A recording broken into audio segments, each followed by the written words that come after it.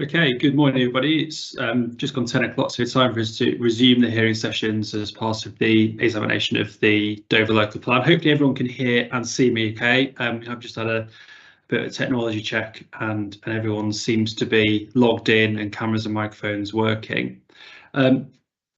Welcome along for those of you who haven't attended any of the previous sessions that we've been having in the council chamber. My name is Matthew Birkinshaw, and alongside me is my colleague Mr. Clive Coyne, and we are the inspectors appointed by the Secretary of State to hold the examination. Also on the call today is Louise St John Howe. Louise is the programme officer, and no doubt you'll be in touch with her with regards to attending today's session. If anybody has any questions, queries, especially around the technology now that we've moved these sessions to Teams this week, please do contact Louise. So she's in the meeting today, but she's also online. So if you have any queries or questions, please feel free to give her a call or drop her an email and she'll help you, especially around any technology or any of the issues that you may have. I'll very quickly go through some of the sort of housekeeping matters really. I know that several of you have attended the previous sessions in the council chamber. What we're going to do is we're moving on to sort of the last matters today of the examination and the hearing sessions. As per other sessions, we'll go through the matters, issues and questions document, but there is a bit of a rejig in the orders today, and I'll just briefly explain why. So to start with, we're going to hear, there was one question that was left over from matter 3. So matter 3 was the housing allocations, and in particular policy SAP1, and this is the Whitfield urban expansion. So there's one matter that we didn't get a chance to discuss, and that related to the SANGs and matters of ecology. Obviously fits quite nicely into this session because we're moving on to talk about some of those policies and issues. So what we're going to do is we're going to hear that question in this session first, and then we'll probably have a break, see how long that takes. And then there's one participant, Susan Sullivan, who was attending yesterday, who has some tech problems. So we'll hear the SANG matter first, which is sort of a run over from policy SAP1. Probably have a quick break, and then we'll go straight to Ms Sullivan, who had some problems yesterday. She couldn't quite get the technology to work, so we'll hear those. So again, that's a bit of a sort of mop up from yesterday, and then we'll go into the rest of the matters, issues and questions for today. As I've said on other sessions, really, just a quick health warning from me. Yes, we want you to participate. Yes, the hearing is an opportunity to put your points forward, and we want to hear those points. But please do stick to the points that you've made in your original representation. So again, if we're talking about a particular policy or a particular site or a particular issue, please do stick to those representations that you have made. In terms of speaking, obviously on the online sort of format, if you just use the raise hand function, so you should see that at the top of your screen, you can just sort of raise your hand like that. Let me know, that lets me know that you want to speak. I won't go around a sort of table in the same way that I did when we were in the council chamber and get everybody to introduce themselves. But if it's the first time that you're speaking, if you could just let me know who you are, if you're acting on behalf of a particular client or a particular parish council or residents group, that'd be much appreciated, rather than trying to go around a virtual table introducing ourselves. But if you do want to speak at any time, use the raise hand function. Either myself or Mr. Coyne will bring you into the debate and into discussion at that point. And then once you've finished speaking, again, lower the hand, lower the sort of virtual hand, and then we know that other people who wants to speak. When you do speak, at that point, can you turn your camera and microphone on and obviously speak and engage? And then when you finish speaking, can you turn your camera and microphone off? Again, otherwise, there's lots of faces on the screen, and it can become slightly distracting for ourselves. So that's with the exception of the council. So we'll obviously have our camera and microphones on pretty much all times. And again, if I can ask the council, and I think they've got an advocate for them today as well, it might just be helpful if the council has their camera on, so that we're not sort of switching backwards and forwards. That's sort of a very quick run through. So I've got to the last day of this part of the examination process. So I know that several of you have attended previous sessions. Any matters arising from the council before we get going? No, nothing from us. No. Jolly good. Right, we'll get going then. So, let's say the first matter for today sort of takes us back in time a little bit to week 2, I think, and we go back to matter 3. So this was the housing sites and issue 1, the Dover housing sites.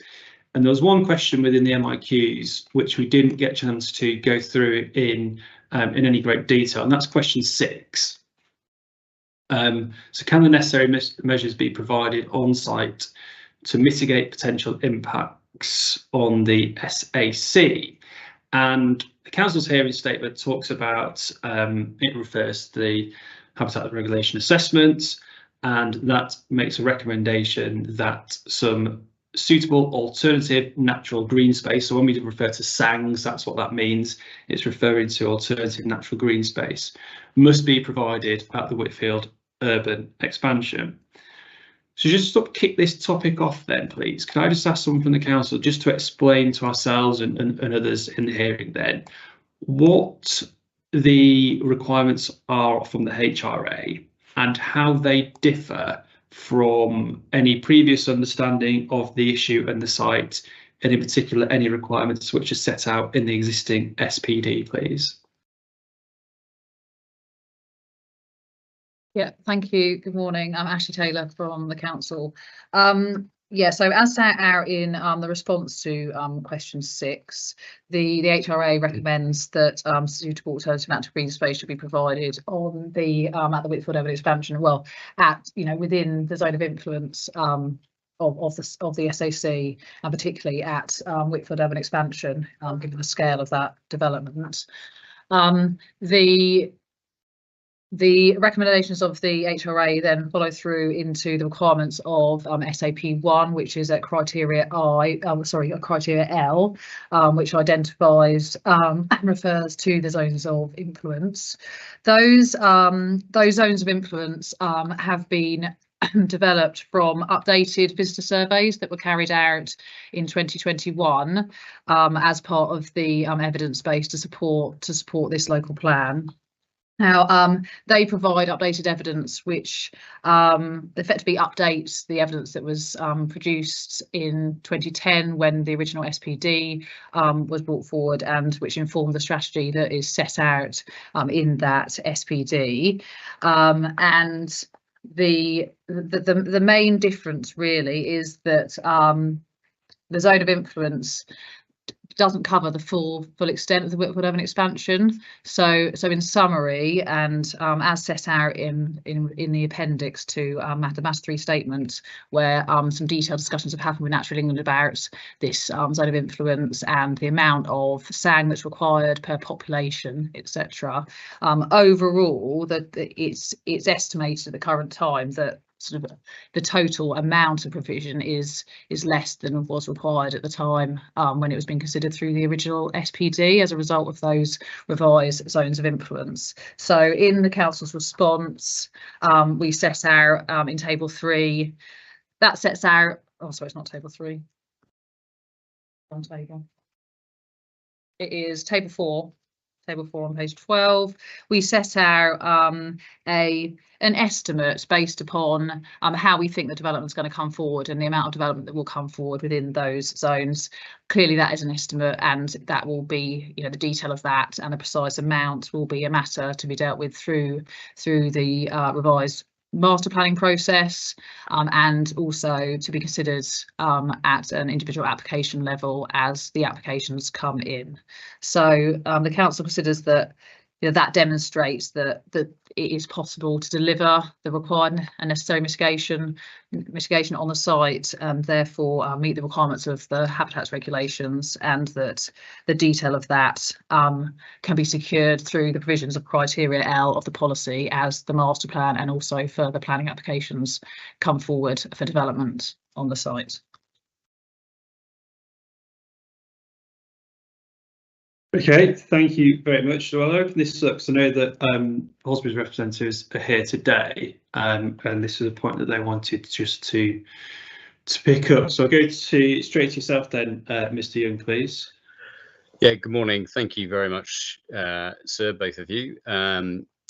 Yeah, the position is that the mitigation for Whitfield is very complicated, and it is bespoke, and it has been designed specifically on the basis of phasing going from east to west with assessment of its efficacy, starting with phase 1, which is furthest away, and then from the SAC, and then working round. Now, I am joined this morning by the other speaker we've been allowed to bring, thank you very much for that, is Alistair Baxter.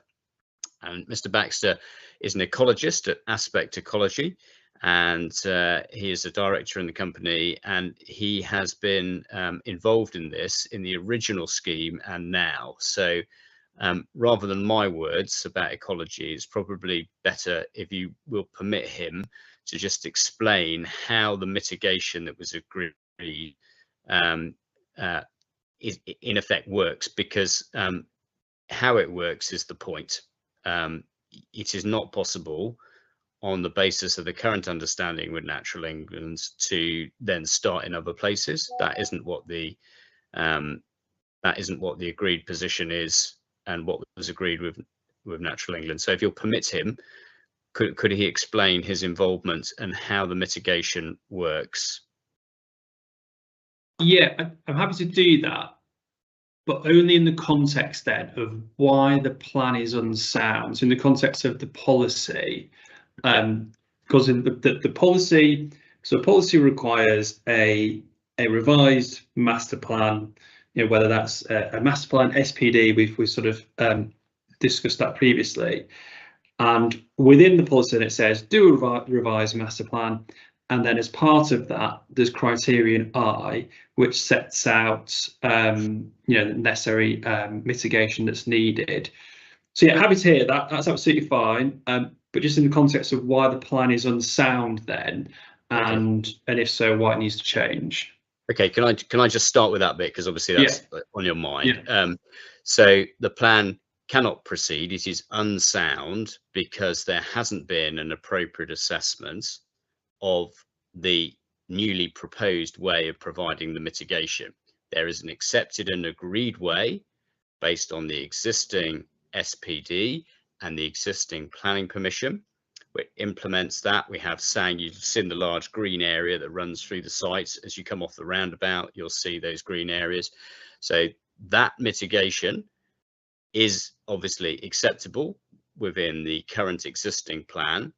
It is unsound to move to a different form of mitigation which contradicts that which was previously agreed, without appropriate assessment from and approved by Natural England, which would be surprising given the importance attached to phase 1, delivering phase 1 and testing phase 1, because we are dealing here with certainly what, in mine and Mr. Baxter's experience, is a wholly unique SANG. There are dozens and dozens of them, but this one is wholly unique, and the mitigation that was proposed for this is enshrined in the existing arrangements. To choose to move to something else without an appropriate assessment addressing that alternative would be unsound. But I'll hand over to Mr. Baxter, if I may, and let him explain why it is as it is.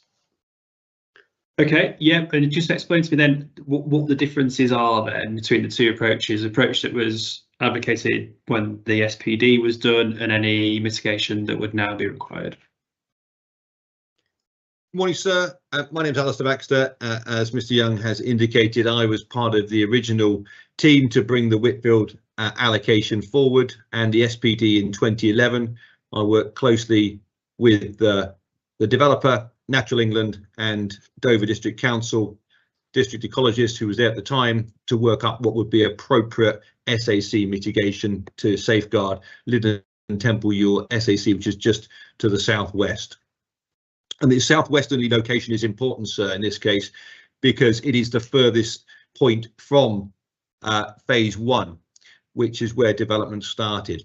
And the arrangement of mitigation in this instance is a SANG arrangement, but not as you and I will perhaps be typically used to dealing with it, in the sense of fairly large scale single block provision of around 12 hectares or so that it's possible to get a 2.3 kilometre walk in, which is fairly standard stuff now in the south. In this location, the SAC is a slightly different interest feature. It's calcareous grass and it's botany and it's fauna. And so a different form of mitigation was agreed with Natural England, still badged as SANG, but brought forward in terms of parcels of SANG distributed throughout the development, and starting in the east with phase 1 and going around the clock face to the west. And importantly, the concept was that the quantum of mitigationary SANG would increase as you went round the clock face. But because the arrangement of SANG is somewhat different in this instance, and it doesn't have that single large block and the round walk in it of a, needing around 12 hectares to make that work, it's distributed through development. It was important, Natural England felt, that each block of SANG was tested and monitored when it was brought forward to ensure it was functioning as anticipated. Because this is not a normal SANG, there is not an evidence base sitting on the shelf which can just be plucked off. Rather, this is completely novel. It's an unusual SANG, certainly not a SANG arrangement I've dealt with anywhere else. And because of that, this arrangement is very important. And that process is built into the SPD, which is badged a monitoring, review and adjustment process. And that is set out paragraph 5.43 of the SPD, and talks the reader through how that is going to work. So until the first phase is complete, operational, and has been monitored and tested, it's not safe to proceed with the phase 2 SANG provision, because it wouldn't necessarily be known to be fit for purpose, because that monitor and adjust process requires the phase 2 SANG to be updated from the learnings of the phase 1 experience. And that's why the development proceeds in that direction around the clock face, and it's important it does so. Natural England have looked at the revised proposals in this case, and whilst they don't necessarily quibble on the quantum of SANG being proposed, they do have a concern that they raise a flag with still about the details of the design of this quality and how it will be effective. And they make the point that it's critical to be effective. So the design and nature of the SANG will be critical to be effective, and that's on the Natural England letter appended to the Matter 3 statement you have, sir. And you'll be aware that the high bar that the Habitats regulations set mean that any decision maker, any competent authority, needs to be convinced beyond reasonable scientific doubt that the mitigation will work and will be effective. So it's a very high bar, and the precautionary principle needs to be applied. So to vary from this established arrangement is a concern, and it would need to be subject to an appropriate assessment as a minimum, which Natural England need to be consulted on before there can be comfort that the mitigation would be fit for purpose. Just to assist, there are lots of plans before you, but if you have a look at that one, it's the dark green is the SANG mitigation, and the reason that's unusual is you will probably never have seen a SANG like that runs through the centre of the development with built development on both sides. Usually they are separate. I mean, I don't know, you may have, but it took a lot of convincing in Natural England that this would be an appropriate way to mitigate, particularly given against those European tests. Just going back to the question then, so criterion I within the policy says that in addition to requirements for open space, SANGs must be provided to mitigate potential impacts upon the Lyddon and Temple Ewell SAC. It then includes the calculations on size. It then says provision must be phased alongside the phasing of housing delivery. and designed to provide a similar visitor experience to designated sites in terms of habitats for use openness as far as possible. So concern you had there about the sort of phasing and how it was designed to sort of, you said, go around the clock face and, you know, come forward in chunks. Would that not still occur then? Because the policy as written says sort of exactly what Mr. Baxter has alluded to, really, that it must be phased and come forward alongside the phasing of housing delivery. Yeah, the council's, if I may, the council's response in respect of these issues is about changing the SPD and having, for the purpose of delivery, having an alternative arrangement in terms of the delivery. That's what they're seeking to do now, probably in a master plan. And the difficulty becomes this. It's all very well to say in a plan, well, we're going to have SANG and that needs to be provided and it'll all be in due course. First of all, this is a matter that should be dealt with through the local plan process. There is a need to carry out through the assessment process full consideration of the impact on European designated sites, as you well know. And that work needs to grapple with the fact that what's being proposed is moving away from what is a specific solution that's been identified in this particular location, in this particular context. That solution is the one we've explained to you. The developments, you know, the sheer scale of the developments, when it was considered by Natural England, we go beyond the 1,250 houses, is that the efficacy of the phase 1 mitigation needs to be tested and verified before agreement over the mitigation for phase 2.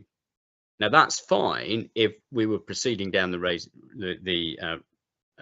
of phase 2 comes next, but the council want to change all of that. They want to effectively start from the other end to allow Persimmon to start. So the agreed mitigation that's been put forward for this particular site needs to be revisited through the local plan process so that the alternative, which we had understood was not acceptable, which is to start closer to the SAC, is then explained.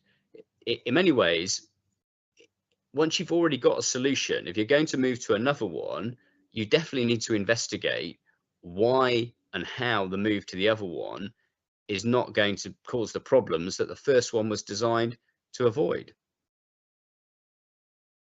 Just on that point then, so you said there that you've got concerns that the council's position about, you know, essentially letting the site come forward then from sort of other angles and other locations. But from our point of view, looking at the local plan, does the local plan not guard against that in requiring the approval of a master plan, and we're requiring that to deal with phasing and delivery and other policy criteria such as criterion I, which again relates to phasing and delivery? So is there not actually safeguards within the plan that would prevent the things you're concerned about? So in their council's response to your matter 3 and housing allocations issue 1 Dover sites, it says phasing and delivery strategy. This is at paragraph 38, just for your note. There is a need to update the phasing and delivery strategy to provide more flexibility in terms of the order in which the site can come forward. You've got a very detailed, specific solution that is focused on phase 1 first, phase 1 being tested, its efficacy being investigated before there can be any occupation of phase 2. Now the council is saying we want to do away with that solution. We want a more flexible approach in order that other parts of the site can come forward. Now that drives a coach and horses through the whole thing that was designed in the first place to deliver an effective SANG in this location. Very close, I might say, to the SAC, and in a very unusual way. So the desire of the council to move away from what is a bespoke mitigation to a more flexible, euphemism if you like, but more flexible approach, which is to release other parts of the site that where there was a strict understanding should not come forward, fundamentally tampers with the agreed mitigation. What is the answer? The council need to go away and carry out a proper investigation, not to say, well, we'll put this off until the application is in, or there's a master plan, or there's a revised SPD. They need to deal with it now, because it flies in the face of what's already been agreed. It should be part of the plan. It should be part of the plan and the work behind it. It does. Sorry. I was just going to say, because this goes back to, I hate to bring it up again. I feel like I've asked this question at least 100 times, but it's important. This goes back to what we talked about on other days around, and if you remember the last session, I said, okay, let's work on the basis that you submitted what you consider to be a sound local plan. The plan as submitted requires a revised SPD. And we've talked at length, haven't we, around, yeah, essentially the council want to move away from that for reasons of efficiency and moving the allocation forward. And we've heard about how long it takes, etc. If the plan was to be adopted with a revised SPD requirement in there, would that not alleviate the concerns you have? Because presumably then, if the council wanted to deviate from the way in which mitigation had been previously agreed, that they would have to then substantiate and justify that in order to do so. Yeah, I don't think so if I might answer that, I don't think questions of European law should be addressed through an SPD. I don't think that's appropriate. There needs to be independent scrutiny. Yes, we can write in and make representations on the SPD, but there's no independent scrutiny of the kind that you're giving this plan.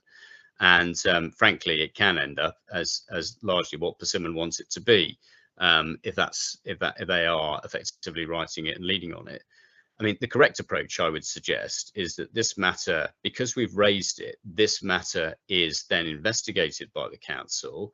They conduct the necessary investigation to produce an environmental report that addresses this, and addresses in particular why what they're proposing is contrary to what has been agreed through the existing SPD and what has been agreed through the planning permission, and indeed through the obligations attached to that planning permission. The council have said they don't want to do the SPD. That was their move on the first week or the second week.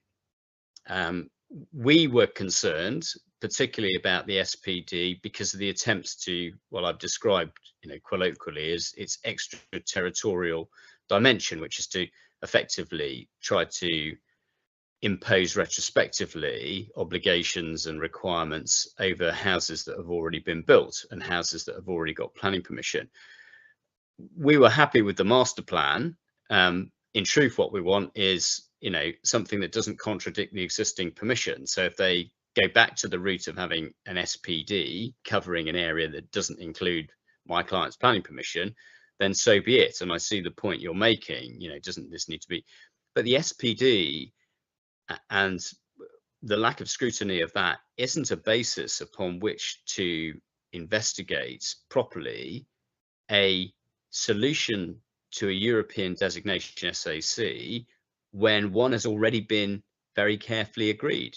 The council have casually said we'll produce an SPD and then changed it to a master plan and it'll all be sorted out in there. No. These are fundamental issues that need to be addressed through the local plan process. And the council, I'm not saying it can't, phase 2 and 3 can't be delivered. What I'm saying is council needs to go away and properly investigate this matter and explain why the change in direction, which was forbidden previously, is now considered acceptable. And they need to carefully explain that with reference to the existing planning permission in the SPD to Natural England, so that Natural England accept representations from others before they sign off the approach, which is a fundamental change in direction in the plan making approach for this site. I give way now because I can see others have their hands up. Just one final question for me then, before bringing the council in, is I take your point around the council's hearing statement talks about looking at phasing and delivery, but as far as the plan is concerned, and as far as Natural England are concerned, if this plan was adopted today, it would require, under Criterion I, the provision of SANGs, and they must be phased alongside the phasing of housing delivery. So if there was a changed approach in the provision of SANGs, would there not be enough under the existing policy for the likes of Natural England to turn around and say, well, no, this was the agreed approach. We've agreed this is how the SANGs are going to work and everything that Mr. Baxter set out. So would the policy not just deal with that? And Natural England could turn around and will say, well, no, your development plan says that SANGs must be phased alongside the phasing of housing delivery. If you deviate from that, then you're going to have to come up with a good reason, because that's contrary to the policy. Okay, good question. If I may say so, 3 answers to that. First of all, this should be grappled with in the, well, first point is that you have already been told, because of the difficulties we have with the council, we're not proposing to bring forward the rest of phase 1. So what has been agreed and what has been identified won't be able to be completed. So that gives a fundamental difficulty in terms of delivery. We've tried to reach an accommodation with the council over the Whitfield roundabout, but they are where they are, and that's the difficulty. The second thing is that there is a real issue here in terms of local plan process. A local plan must produce an HRA. You don't need me to tell you that. But that is not just a tick box exercise. It's meant to genuinely look at the issues surrounding addressing European protected sites. The HRA for this local plan that you're considering does not even begin to grapple with the issues that we've raised. Doesn't even go near it, doesn't even identify it, doesn't even recognise it as an issue. That is fundamentally wrong. It should deal with this issue, and it needs to deal with the inconvenient truth about what the existing development plan allocation says. And the third thing is all of this goes to delivery. The plan is highly dependent on this site. I won't repeat anything I've said about that again. And therefore the delivery of this site is thrown starkly into question. Ironically, the council's attempts to enhance delivery through flexibility fly in the face of an HRA that was agreed for the last plan and the work that's been done on this site, which requires the efficacy of the HRA in phase 1 to be tested first. Sorry, efficacy of the SANG in phase 1. Okay, so a few points there. So just go back to the council really, just again trying to sort of stick with the issue of why is the plan unsound. Mr. Fegan. Yes, thank you, sir. Conor Fegan, I'm counsel appearing on behalf of Dover District Council. So yes, quite a number of points to deal with, but in headline terms, the answer is really the question that you put to Mr. Young at the end, sir, which is that Criterion L does all that it needs to do in terms of a local plan and ensuring that there's adequate provision in there for the necessary mitigation to be provided. And Mr. Young's 3 responses to you don't address the point. So the first response really to that was, well, Criterion L doesn't get you home because phase one isn't going to be coming forward, and we've had that debate around the Section 73, and I'm not going to re-enter the debate on Section 73, but I will say this: if it's the case that mitigation, which is currently secured as part of the outline planning permission, but if we assume for a moment that that isn't delivered in full, then subsequent phases which come forward will be caught by Criterion L. They will, as a matter of domestic law, be subject to Habitats Regulation assessment.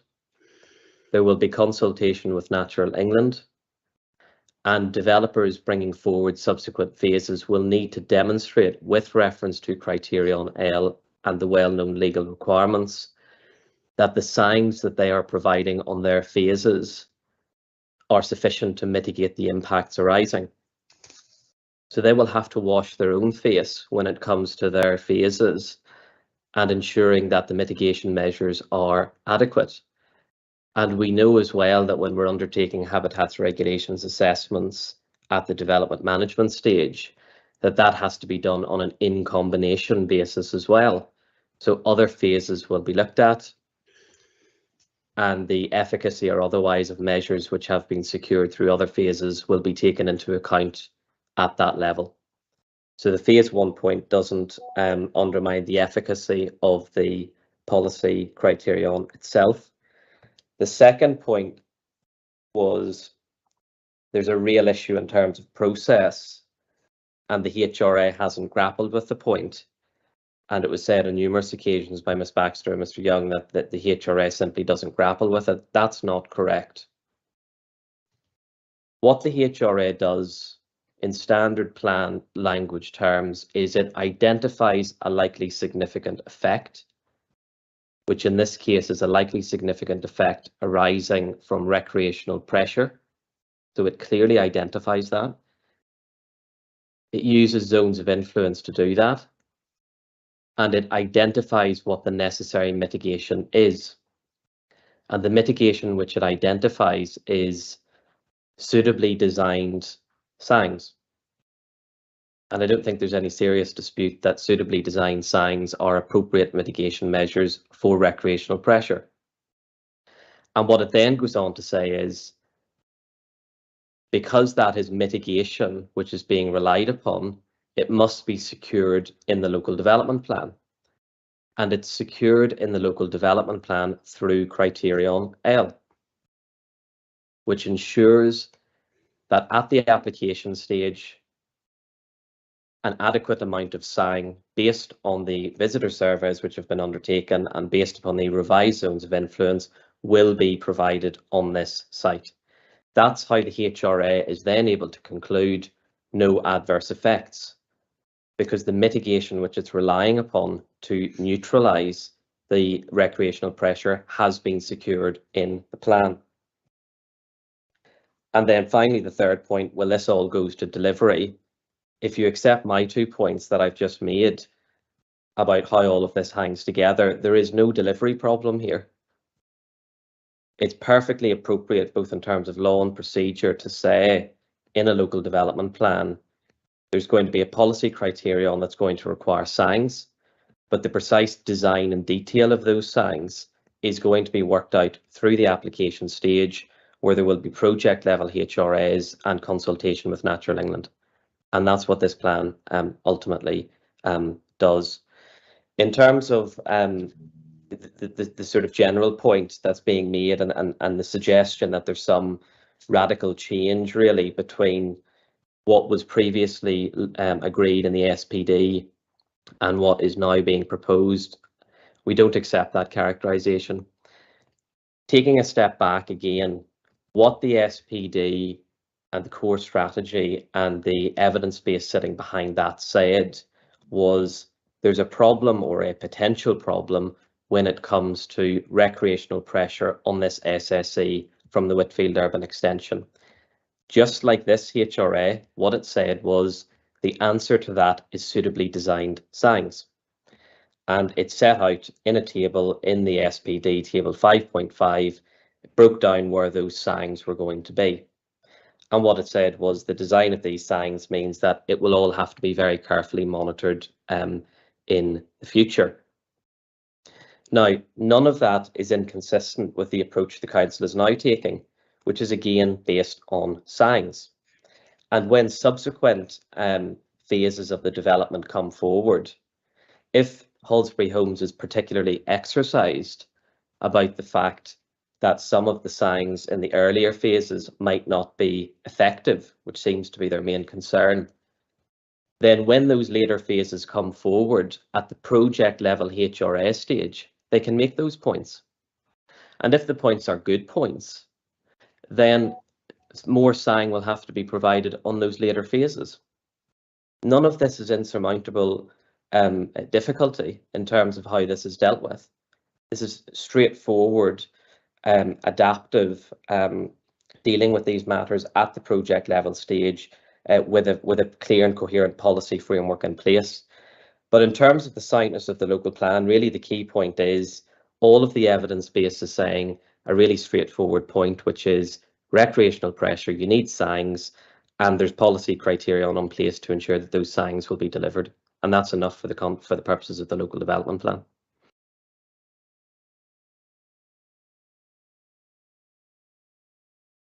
Presumably that the local plan as well is prepared in the context and in the understanding that phase 1 does come forward as planned. Yeah.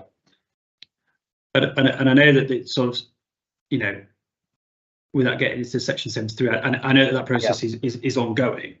Yeah. And is it the case then that, you know, and again, we sort of need to hypothesize it's important, but in the context of, let's say that the appeal was dismissed, and obviously Halsbury have said that they set out their position quite clearly. Is it the case then that if that was the scenario, because at the minute we're sat here, we don't know what the outcome of that separate process is going to be. If that's the case, then is it something that we'd have to consider at that time and come back and say, okay, well, you know, you prepared a plan in the context of this and existing allocation, you've made it a bit bigger, phase 1's got plan permission, and that was always the expectation. And a lot of these policy requirements hang off the back of that, including SANGS. The plan has been written in the context of, you know, phase 1 will come forward and we've done a HRA, you know, etc., etc. If the outcome of that appeal was, well, no, Halsbury have to contribute X amount of money, which they're not prepared to do, then almost do we have to cross that bridge when we come to it and say, well, actually, we then need to reconvene potentially, because this is a plan that was written in the context of phase 1 would come forward. Now, if Halsbury's position is, well, it's not, and it's not going to come forward, then are these all potentially issues that you'd then have to grapple with and say, okay, what now? What do we do? Where do we go? I think I understand, sir, obviously the need to think about these things and hypothesize, but the Section 73 has a number of different potential outcomes, and I think it's difficult to say in the abstract as to whether the outcome of the Section 73 appeal would necessitate the reconvening of the local plan hearings to discuss the potential outcome. Certainly the position of the council would be that the plan, before you, is capable of proceeding through the process and to adoption without waiting on the outcome of the Section 73 appeal. We don't think it's so fundamental that you have to wait to the outcome of that before we can proceed with matters. In terms of the HRA and the particular context here which we're dealing with, some of the sign on that phase, as I understand it, quite a considerable amount of the sign on that phase has already been provided. So this point about effectively hanging over some of the submissions from Halsbury Homes, which is, well, if we don't get the outcome that we like in the Section 73 appeal, we'll put down the shovels and that's it, and that will cause a problem for delivery. That doesn't add up in terms of the sign, because a considerable amount of the sign has already been provided. Now, let's assume for a moment on the 73 appeal that actually, it's an unfavourable outcome for Halsbury Homes, and some part of the SANG has not been provided, then what happens quite simply is that when a subsequent application comes forward for a later phase, that will have to be taken into account if necessary, if relevant. It may not even be relevant to the actual calculation of the mitigation of that particular phase, but if relevant, it's capable of being dealt with through the flexibility of the development management process itself, and through the project level HRA. The outcome of the Section 73 appeal is very unlikely to have any bearing whatsoever on the efficacy of the development plan, particularly as it relates to the topics which we're discussing today.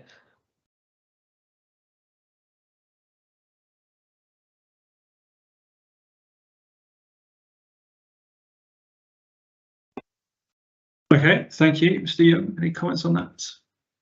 Yeah, well, obviously the council say that. They wouldn't possibly want you to think that the Section 73 was relevant, but at the moment there's an impasse, and we've made clear there wouldn't be delivery of the rest of phase 1. The arrangements with Natural England mean that the phase 1 SANG needs to be completed, and let's be clear about it. You need the houses built to test the efficacy of a SANG, because you need the people to occupy them, so that you can see whether it is working. And obviously each SANG has a threshold in terms of the amount of residents it can be expected to accommodate in terms of its mitigating effect. So I'm afraid I disagree. I think it is absolutely fundamental. And let's be clear what we're saying here. We're saying that the council should go back and look at the HRA specifically with a view to addressing a alternative arrangement that is contrary to what has already been agreed. At the time of the work on the original application, Natural England raised concerns about the efficacy. The author of one of the letters said, "I remain concerned that the information given does not provide enough detail regarding the quantities of SANG that will be created and how this will effectively replicate the features. As discussed above, the design and nature of the SANG will be critical to its effectiveness." So the work that then led to the planning permission required that to be all arranged, and before phase 2, this is critical, before phase 2, the efficacy of phase 1 had to be tested. And I'll just hand over to Mr. Baxter, if I may, because I think what's being suggested here is that it doesn't matter that assessment, that part of the HRA doesn't grapple with this issue. I'll just hand over to him if you're happy with me to do that, sir. Thank you, Mr. Young. The point to emphasise in this regard is the habitats regulations differ from other legislation such as the EIA regs in that they require an assessment of plans and projects. And of course, in this case, we're dealing with a plan. And so the HRA needs to be able to look at the principles of the mitigation which is being brought forward. Is it capable of being brought forward? And can there be a conclusion of no reasonable scientific doubt remains that there's an absence of effects arising? And at the moment, the HRA for the local plan doesn't grapple with the issue of rearranging what's an agreed process of mitigation, doesn't grapple with the issue that the SANG design is novel, it's not tested elsewhere, there's not an evidence base from elsewhere. The evidence base needs to be collected as this development goes forward. And that is why a key element of the mitigation was the monitor, review and adjust mechanism that is built into the SPD. And if we take away that, sorry, can I just stop there? Just a question then. So you said that the HRA doesn't take into account the sort of revised, we'll call it the revised approach, yeah. But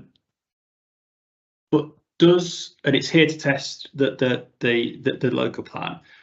But this goes back to the question I asked Ms. Young. Does the local plan actually in any way permit or expressly say that there will be that revised approach, because the local plan says you can't do anything until you've agreed, phasing, and point L, I was calling it point I, apologies, it's point L, provision must be phased alongside the phasing of housing delivery. So it sounds like the HRA was produced in the context of an understanding of the mitigation that's been agreed, yeah.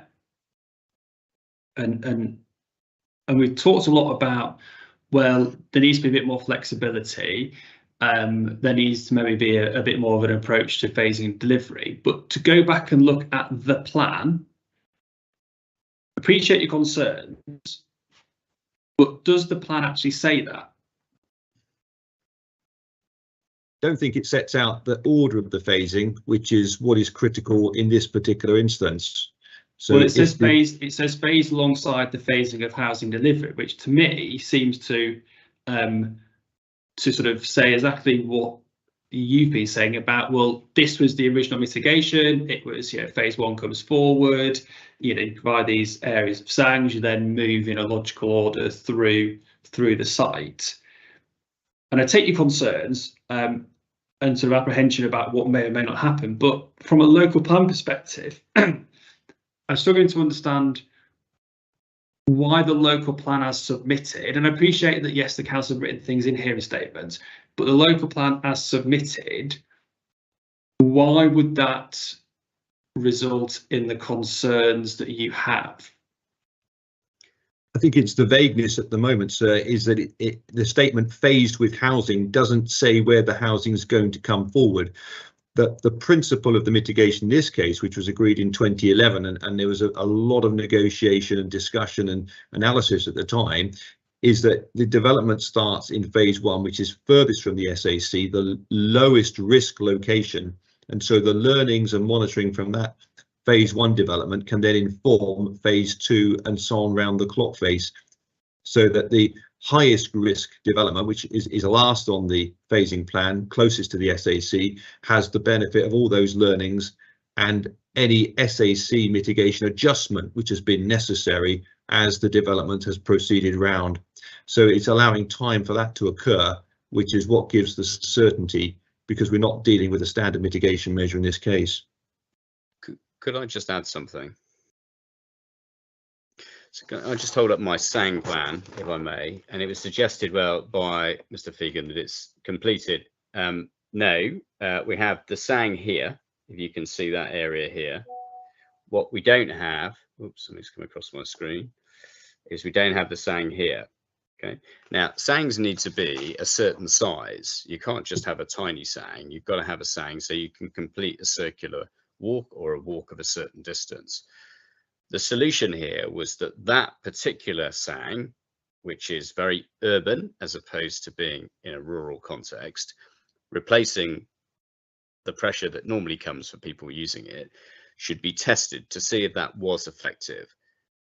And the difficulty, I think, here, if I can just nail it in one sentence, is that there should be no development on this site. There should be no phase 2 or 3 or 5 or 6 until that has been tested as an appropriate form of mitigation. Because if it doesn't work, then there needs to be an entire rethink about this and about how it works.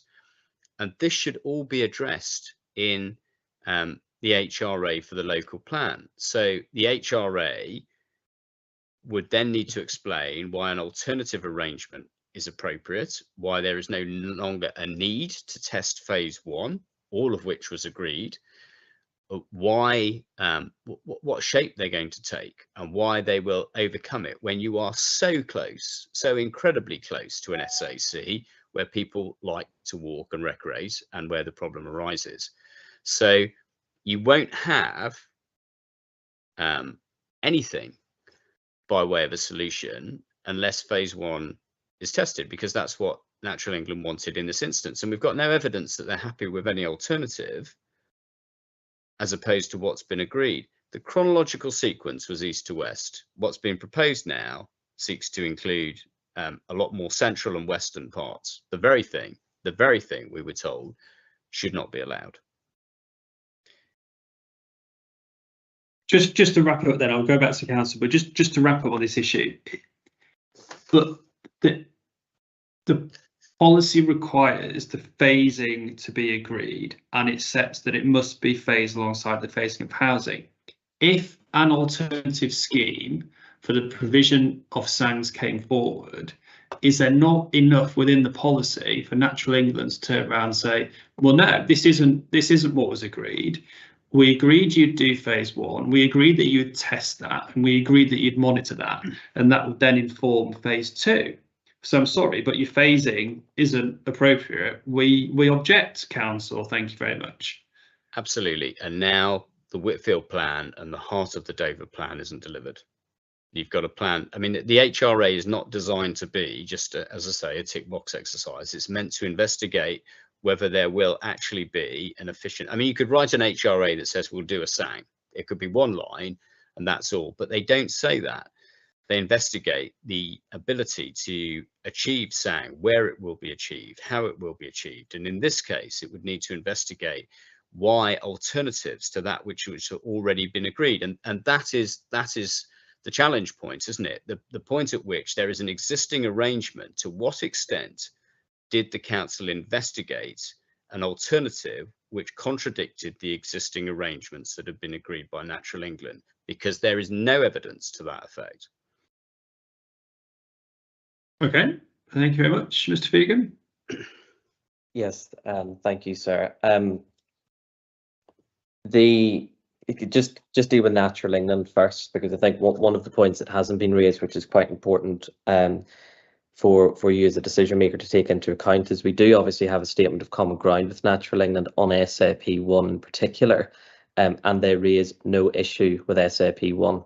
So Natural England has looked at this. It's looked at the HRA, and the points which are being raised are not points which are of concern to Natural England.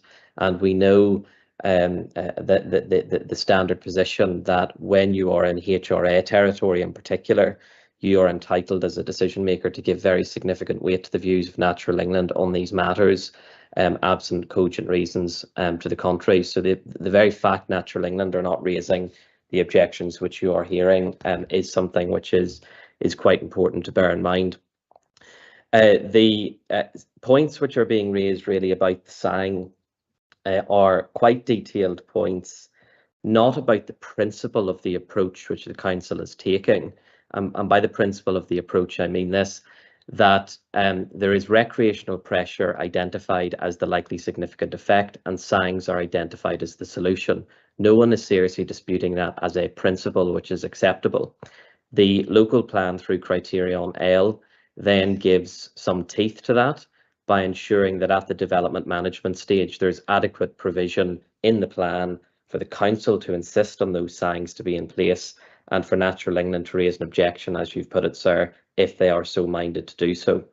The very detailed points which are being raised around, well, what's the design of the SANG, the very design of the SANG going to look like, in the letter from Natural England that Mr. Young read out, which is talking about, well, what particular species are going to be there and habitats, etc. Those are classically matters which are more appropriate for a project level HRA and consultation with Natural England at a project level. It would be highly unusual within a local development plan and a policy like SAP1 for it to say anything more than it does say, which is you need to deliver SANGs and this is the broad quantum which has to be delivered. It would be very unusual for it to go to the level of detail which is being suggested by Halsbury Homes in the representations to you now. The point about efficacy as well has to be properly understood in context. So if we assume for a moment that on a hypothetical basis, let's assume that one of the later phases comes forward, so it's not in the east-west basis that it is being argued it should come forward. What will happen is Criterion L will bite. They will have to provide SANG in accordance with Criterion L. On the basis of the HRA which has been undertaken, that is thought to be enough to mitigate. However, As part of that, as I explained, the legal requirement at the project level is to undertake a HRA and to undertake it with mindful to other projects which have already come forward. So if there is a particular concern that Natural England has, for example, that, well, hang on a second, we're not sure that this is going to be effective, or hang on a second, we're not sure that the phase 1 SANG is actually effective.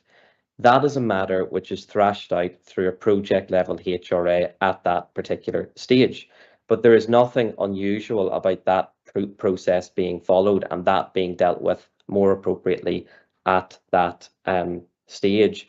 It's really a case, sir, of what more can the local plan do here? And as you've pointed out, sir, criterion L really goes as far as it can go in that last sentence where it says provision must be phased alongside the phasing of housing delivery. And the reason why it's saying that phased alongside housing delivery is because ultimately that's what's important in terms of the recreational impacts. It's about phasing the SANGs in such a way as to ensure that the recreational impacts are mitigated as the various phases of development come forward. And at each stage, the developer will have to satisfy the council and Natural England that the SANG proposals which they are proposing and the design of those are appropriate to mitigate the effects arising. And that will be subject to the European law tests at the development management stage. But as I said, this is a pretty standard development management approach and local policy plan approach, which is taking place up and down the country in terms of a policy saying you have to deliver a certain amount of SANGs and then the detail of that being dealt with at another point.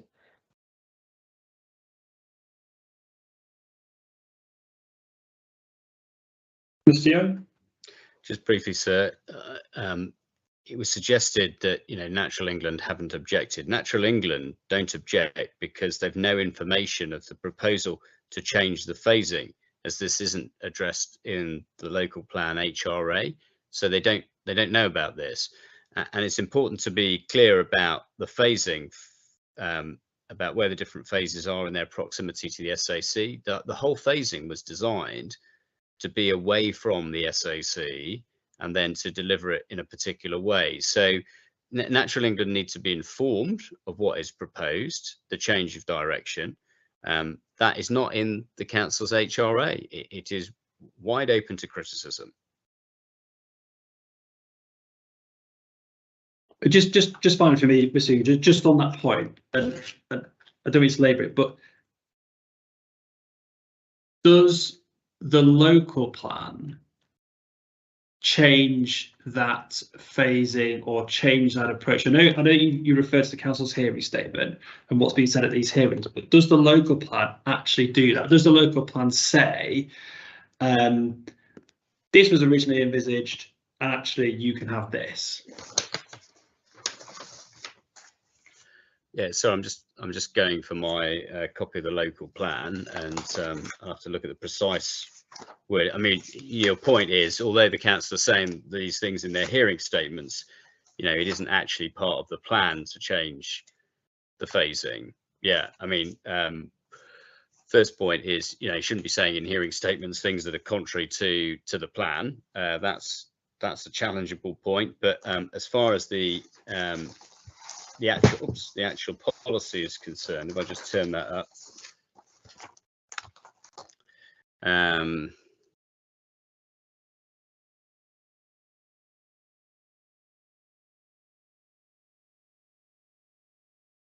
Yeah, provide an updated phasing and delivery strategy. So they want to change everything. That's in the second paragraph of the policy SAP 10. So they want to change the phasing and they want to change the delivery. Update means change, and they want to change the fundamentals of what's been already agreed. And I would say it's a bit like the CPO inquiry I did last summer, the one that got quashed, was that you don't have to provide viability evidence to justify a CPO, but in that case, the council had viability evidence, and therefore you can't unsee what you've already seen in the inspector quash the CPO. In this case, you can't pretend there isn't an existing arrangement for the SANG and say, oh, it's just a blank canvas and this is like anywhere else and they'll just provide a SANG. There is a bespoke solution in very unusual circumstances that's been identified. You cannot unsee that and you cannot ignore it. The HRA needed to grapple with the intention of changing the whole dynamic and provision of the SANG. And the policy is making clear that they do want to revise and change, consistent with their hearing statements, the whole way in which this development comes forward. And indeed, that's the whole reason we're here. Mr. Fegan, any comments on that? Yes, I fear I'm repeating myself and making what I think is quite an important basic point, which is the characterization of the council having fundamentally changed what it's doing in terms of the habitats regulations and the mitigation for this site is simply incorrect on any fair reading of the documents. As I went through, when you trace through, sir, the SPD, the habitats regs for the old plan and trace it through to what's being done now, the basic approach is the same. And it's that there is an impact identified, recreational disturbance, and SANG is the solution. That has always been the approach.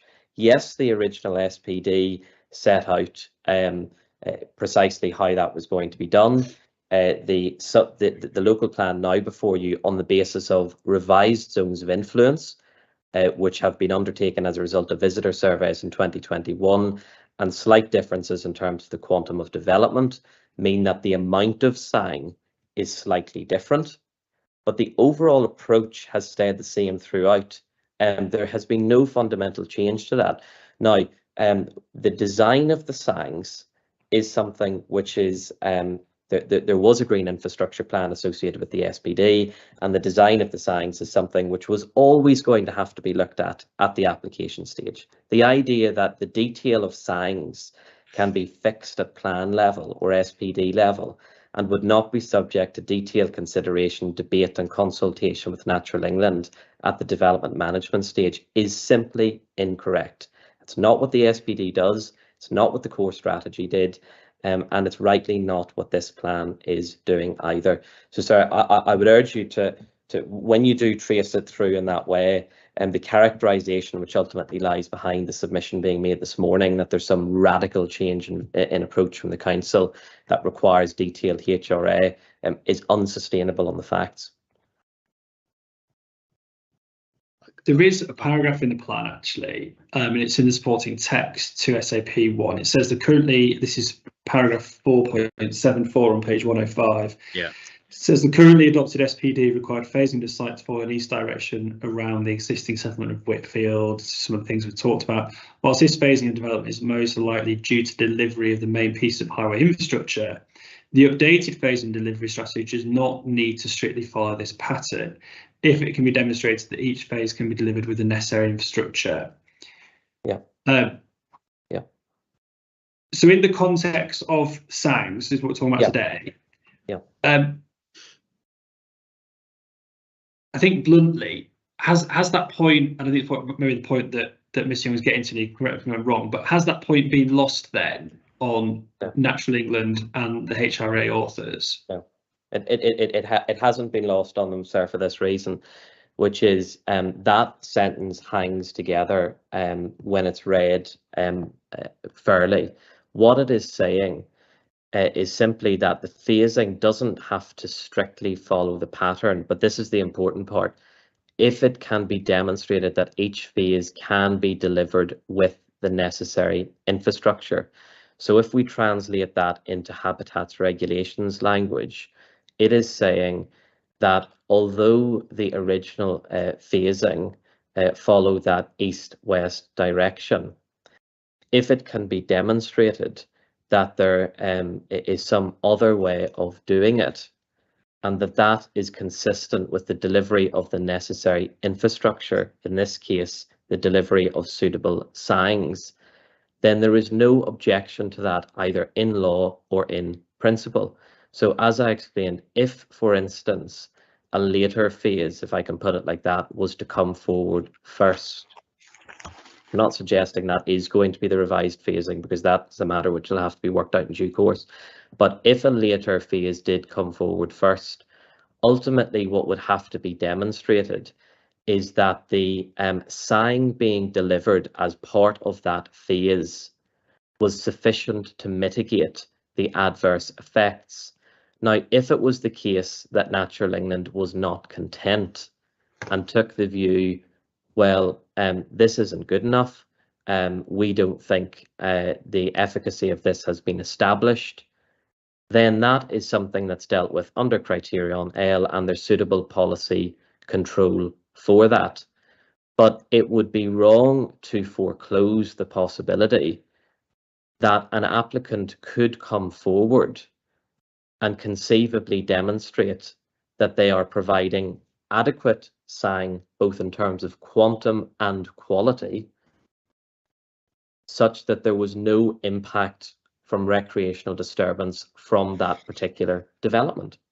That's perfectly appropriate. Yes, the east-west clock face approach on the SPD was a way of doing it, but it's a way of doing it. There is absolutely no evidence to suggest it's the only way of doing it.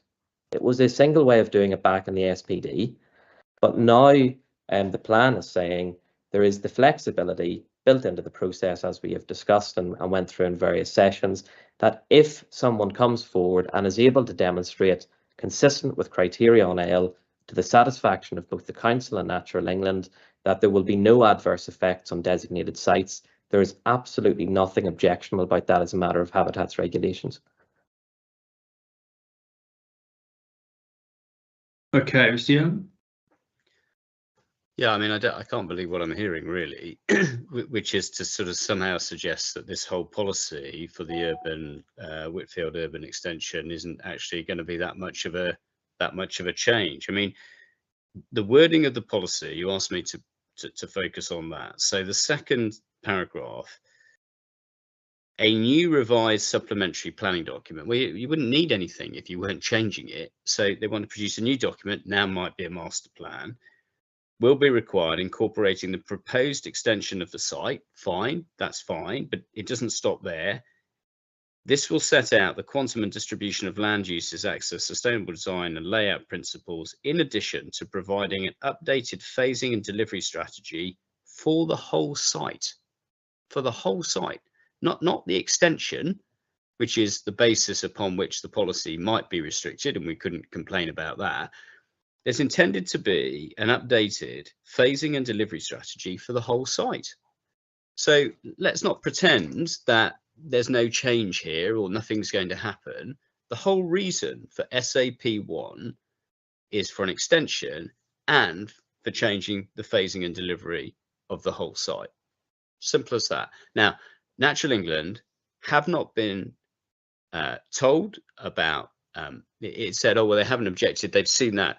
Where is the engagement where there is a discussion and a detailed consideration of what the current arrangements that were agreed are and how those are going to be altered and varied and changed so that we have a habitats regulation assessment that reflects the updated phasing and delivery strategy for the whole site? Because that isn't in the HRA. And just on the phases, so my client is obviously in this format, we have to communicate by WhatsApp. Phase 4 is the one nearest the SAC. So we're clear about how the phases sit relevant to the SAC.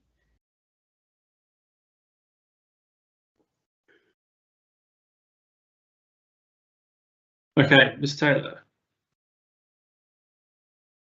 Thank you. I just wanted to come in relation to the consultation with Natural England. You'll see, as set out in the Statement of Common Ground, that the council have consulted with Natural England, throughout the plan making process and discussed relevant matters with them. the council considers that, Natural England is fully aware, it's written in the policy, as Mr. Young has said, that we're considering a different delivery and phasing strategy. That's in policy SAP1. So that, that's clearly in front of Natural England. They've commented on the plan in detail, and they've commented on the HRA in detail. And so the council considers that, through the plan making process, that Natural England are aware of these matters, and they have considered them fully. On the basis of the information that is, published and set out in front of us. What can I just respond to that, just in one sentence? Natural England have a lot to do. They're presented with huge amounts of information. There's a very limited number of staff. It's one thing to say, here's the policy, is this fine? Yes, we'll do some sayings. It's quite another to highlight, as they should have done, and it might be completely different staff compared to those who worked in 2010, may very well be, to actually make the point very clearly, these are the current arrangements. This was what was agreed. The completion of phase 1 was considered necessary. Phase 4, Persimmon would like that to come forward. It's the closest to the A2. So there's the access in, new access arrangements. Why then not say to Natural England, look, this is what we're proposing. We're aware of the current arrangements. We are aware, this is the council to Natural England. We're aware that phase 1 needed to be completed. The SANG needed to be subject to review and monitor. And therefore, we recognise that that is a problem.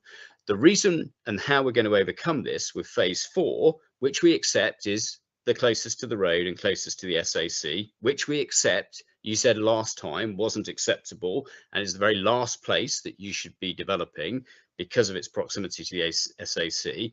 We appreciate all that, but the solution to that is this, okay? None of that actual engagement. It's one thing to send people a copy of the plan. It's quite another to positively engage specifically in the issue. And our point is this: there is no evidence that that issue has been grappled with at all, when it is absolutely fundamental to the delivery of Whitfield.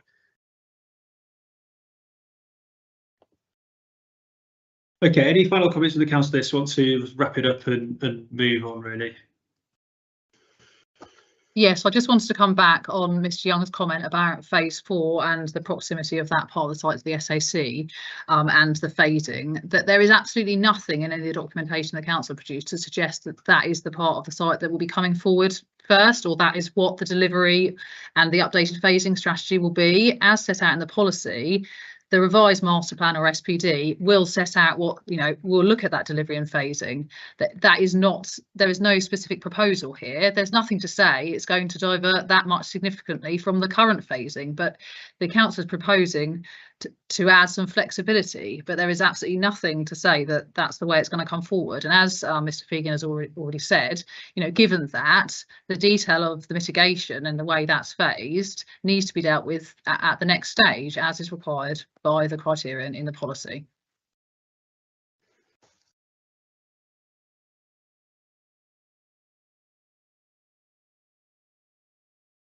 Okay, points noted. Thank you very much. One question, Ms. Wakely, sorry, I know that you had your hand up right at the very start. I saw your hand go up, but then it's come down. So I'm assuming that you didn't have anything to add on this particular. I've found this discussion to be very salutary, very informative, and as the bones of contention of the different developers of SAP1 have been aired, then it's confirmed a number of points we want to raise on the subject of Strategic Policy 13, but maybe it would be better to move on, Inspector, if you prefer, and we'll raise them as Strategic Policy 13 is discussed. Yeah, okay. If there's nothing else from anybody on that issue, let's say that was a sort of a mop up really from week 2.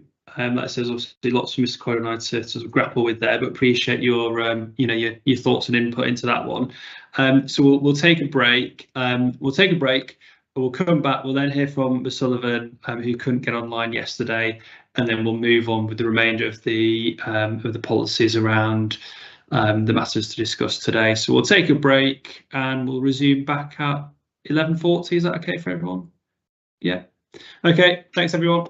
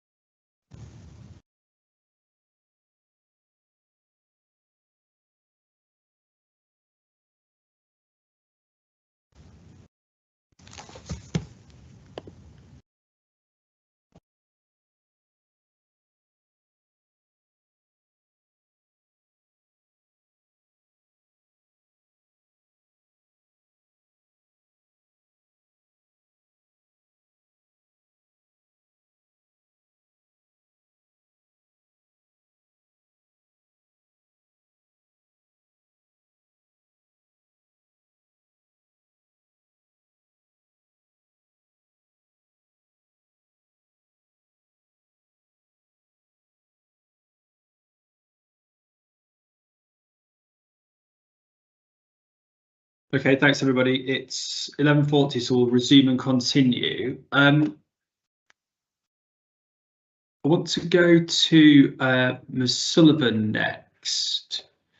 You're there. Excellent. Yes. So you attended yesterday, but I think you had some technology problems and then couldn't log back in. So obviously, opportunity to put your points forward. So I'm more than happy to hear what you had to say in yesterday's topic and ask any questions that you've got around some of the issues that we talked about yesterday then. Okay, well, I'm very appreciative of this opportunity to have another go, so thank you very much.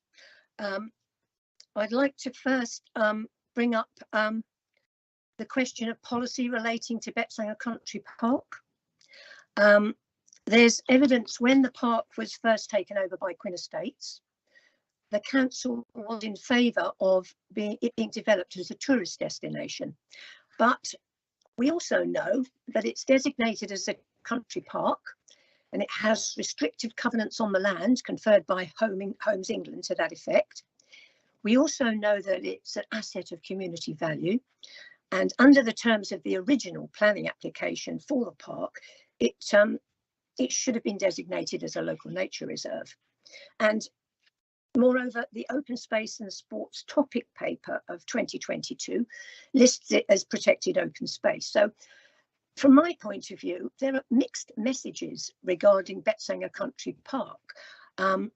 What is the council's intention for it? Is there a policy at the moment? I mean, originally policy AS2 determined how the park was going to be used, and but has that been replaced with anything? Because I think it's important for reasons of transparency that when policy changes are made, that the process and the results are clear to the public. And it's also important that the public knows what the council's intentions are for the park's future. I mean, presumably, as the park is now in private hands, this has changed a lot of things, but I would like some clarification about it all, please. Okay, yes, we touched upon this yesterday. I think in your absence, I think it was Ms. Wakely was asked some questions about this, and probably best if the council just maybe provides a summary as to what that site is designated as on the policies map, then which policies would apply, please. Yeah, thank you. Yeah, so as set out yesterday, the site is identified as an area of protected open space. Can't remember exactly what site number it was. Is it 388? I think it is in the council assessment. Yeah, so and it's identified on the policies map with the boundary shown, and so it's policy PM5 would apply. So as far as the plan is concerned and the local plan is concerned, that is the proposals. There's no other site allocation for the site. There's no specific development proposal proposed through the local plan, and that's that's the position. So policy AS2, which is a safe policy from the 2002 local plan, that is proposed to be, that will be effectively deleted as once this plan is adopted, and that's our in that appendix in terms of list of superseded policies. But there isn't for another site specific policy that supersedes that. It's effectively the general open space policy for PM5 that would apply. Yeah, that's okay. I do have concerns in that regard about PM5, and I wonder if I could just go through those. It concerns me that PM5 says that proposals that involve loss of open space within settlements or relating to settlements will not be supported. Now that doesn't match with what the NPPF says about the loss of open space. And my question is, how are open spaces outside settlements going to be protected? For example, you've got Betsanger Country Park, which is not within a settlement, it's not related to a settlement. So how would an area like that be protected under PM5? I mean, as it stands, couldn't it be used to justify development on open space outside settlements, such as that proposed for Betsanger Country Park and other such sites?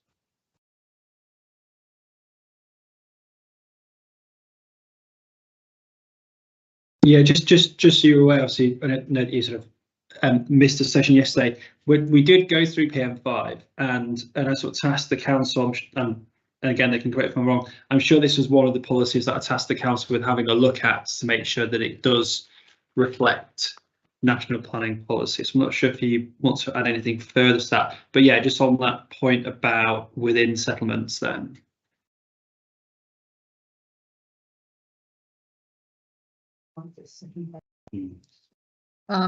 Yeah, I think we can look at that. Just to clarify, the second part of the policy relates. It says in all circumstances, so that would relate to all development. But I think we probably just need to review that reference to within settlements and the criteria, make sure it's consistent with the NPPF. So we can do through, yeah, as we discussed yesterday. Yeah. Yeah. Okay. So yeah. So yeah. So I was just going to say, yeah. So we talked about this yesterday, and as I said, it was brought up. I think it was Ms. Wakely brought it up in a specific context of the country park. But yes, in terms of PM5, we did go through that yesterday, and yeah, certainly direction from Mr. Coyne and I that some changes to that would be needed. And we sort of tasked the council with going away and having a look at that and just make sure it's consistent with national planning policy and insofar as open space is concerned. okay. Could I also ask, I applied for Betsanger Country Park to be designated as local green space. I thought I was doing it because I did it through the local plan, but I think I may have got my timing wrong. I wonder if you can tell me when the council would be considering that request.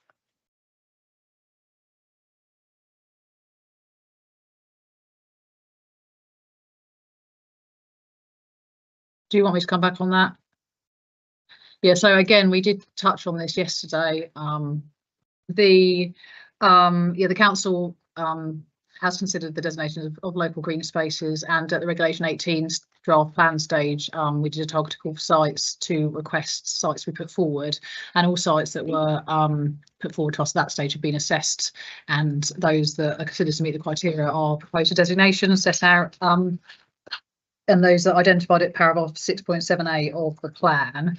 In relation to the proposal for Betsanger Country Park to be designated, that was submitted to us at the Regulation 19 stage, and given the stage of the plan making process, the council hasn't made an assessment of that, or there was one other site as well that was submitted to us at that stage. The council hasn't at this stage, because of the stage in the process. Effectively, we were consulting on the plan we were to submit, hasn't carried out the assessment, and at the moment the site isn't proposed to be included in the plan as local green space.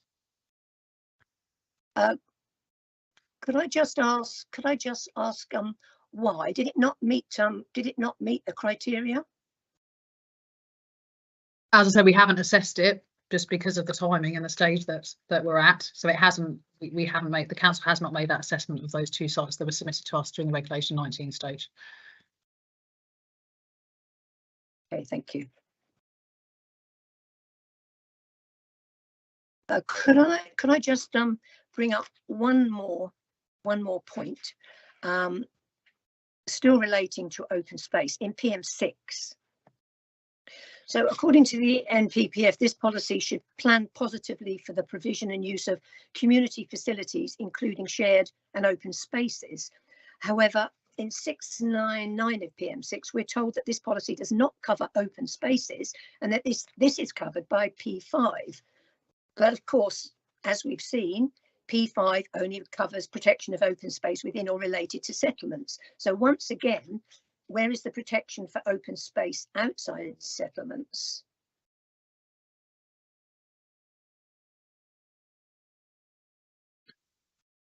I assume the council's position on that would be that that then is covered by modifying PM5. Yeah. Okay. Yeah, PM5 is the protection of open space, sports facilities and local green space policy. That needs tweaking then to bring it in line with national planning policy. Then PM6 is your community facilities and services. We talked about this yesterday, didn't we, in the context of I think there's some reps about loss of pubs, and we talked about how they would be dealt with and considered. Okay, thank you. That's all I have to say. Thank you very much. Okay, thank you very much. Anything else from the council just on those 2 points? I know it's a sort of a trip back in time to yesterday, but I think that reflects the conversations that we had. So it's fairly Yeah, straightforward. nothing else from us. Nothing else from us. Yeah. Thank you. Okay, we'll move on. Hand over to my colleague, Mr. Coy, because he's going to take us then through some of the questions around matter 11. So over to you, Clive. Thank you. Yeah, so I think we'll move on to policy SP13 now. So this is issue 1, the natural environment. So we asked a question around suggested changes, but I know these have been touched on previously in the habitats regulation session. So I suppose for people who weren't at that session, and just give a brief overview, just run through what those potential proposed changes are. I think it's to do with habitat regulations and removing some references to different things in there. So it's AM21, AM22, AM23 and AM24. Thank you. Yeah, thank you. Yeah, so some of these changes we did discuss on day 1, but not all of them. So I'll just run through them all one by one. So if we start with AM21, yeah, that deletion we did discuss on day 1, and that's to do with recommendations from Natural England and the Habitats Regulations Assessment. AM22, so the first part of that, which is amend the second sentence of 3.267, that is in response to comments received from the Marine Management Organisation and as a representation and in the Statement of Common Ground with them, which is ED21. So we haven't discussed this one previously. Okay, so just that's as a sweeping of wording. Yeah. Yes, so that's specifically going to mention important geological sites. So is that come out of that consultation then, is it? No, it's the marine plan one, the one before the rig. It's the. Oh yeah, okay. Yeah, the one before that, about the South East Marine Plan, just correcting that sort of terminology, etc. Okay, fine. Yeah, so you're going to put the development of the plans taking account of the South East Marine Plan. Yeah. Okay, making it a bit more specific and a bit clearer. Yeah. So effectiveness. Right. Okay, that's fine. And then the next part is about the region important and geological sites, and that is not new text, it's just moved. So okay. It was in response to representation that it would be better located where we've moved it to. So it also relates to, it's AM 108, where it's the related AM, which proposes to remove the wording and just replace it here. So it's moving it from the supporting text of policy NE2 to the supporting text of SP13, just for effectiveness. Okay, let's have a look at AM 108.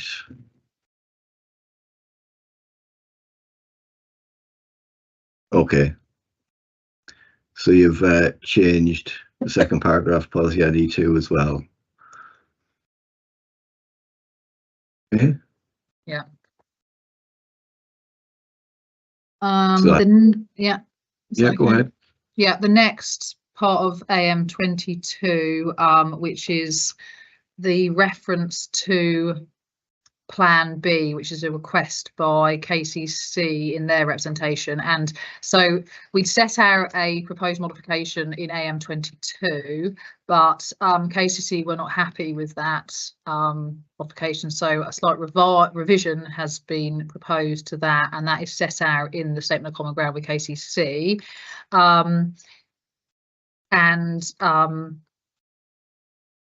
This is set out in the hearing statement as well, at paragraph 12 of our hearing statement on this. KCC have requested that we just add Kent's Plan B should also be taken into consideration. I mean, arguably it's potentially not necessary for soundness, but I'll leave you to decide. Okay. Well, do you think we need it or not? It'd be slightly a minor mod, obviously, but yeah, adds some clarification there, doesn't it? Okay. That you will be. I mean, that is something that will be you know, implemented, I presume. Yeah, it's I an think- it's an existing strategy. I think It's it's existing, yeah. it's an existing document. So Casey just asked that it's referred to in the plan Okay. somehow. Yeah, it's yeah. Yeah, I think yeah, It's one of those nice to have, not necessarily. it's one of those. Is it strictly necessary standards? Given that you're making other changes to this supporting text, it could probably be included within that, because it goes to the whole issue around making it clear and effective to users of the plan. I think if it was a standalone main mod, then potentially not. But yeah, it's 50-50. If it's something that you want to see in the plan, and KCC want to see in the plan, then it's probably something we can support. Whether or not you could have made it as an additional mod, yeah, it's probably just about okay, I think. Yeah. Okay. Okay. And then moving on to AM23, which is the text of the policy itself. We, in terms of criteria changes to criteria C and criteria D, those matters we have discussed on day one in relation to the habitats regulations assessment and the zones of influence and yeah, project level impacts. So those we've discussed and agreed already. Yeah. And then moving on to criteria H of the policy. This deals with locally designated environmental sites, and this responds to a representation and also ensures consistency with paragraphs 174, 179 of the NPPF to include reference to regionally important geological sites, as well as priority species. Yeah. Okay, that's fine. That's okay for clarity and effectiveness. And then you've made some changes to criterion I as well. Yeah, so criterion I and J, which relate to the mitigation hierarchy. We proposed some deletions there following response from Natural England about just ensuring it's consistent with the NPPF. I think what we provided had gone a little bit further than the NPPF says. So the mitigation hierarchy is already set out in the NPPF. So they've suggested that it would be better just to cross-refer to that rather than try and set out our own mitigation hierarchy. Yeah, fine. We'll need to reinvent the wheel. Okay, and then criterion K, is it making a change to that as well?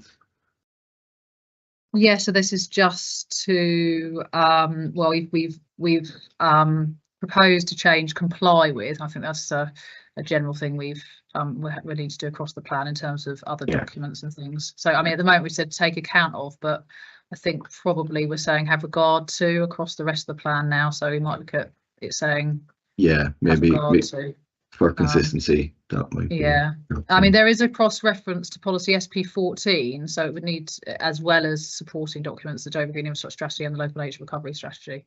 But yeah, it's just ensuring it refers to all the relevant documents.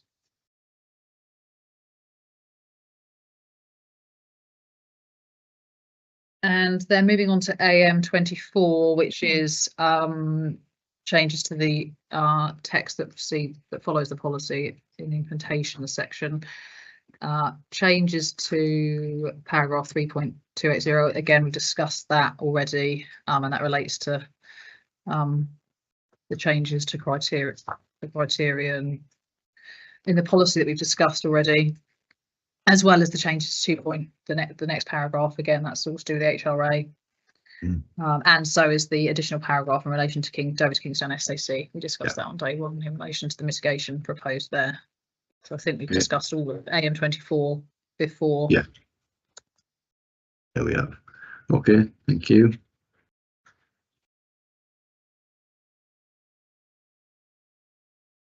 Somebody else? That is everything. That's everything. Yeah, in relation to SP13. Yeah. Okay, thank you. Ms. Wakeleave, do you want to come in at this stage?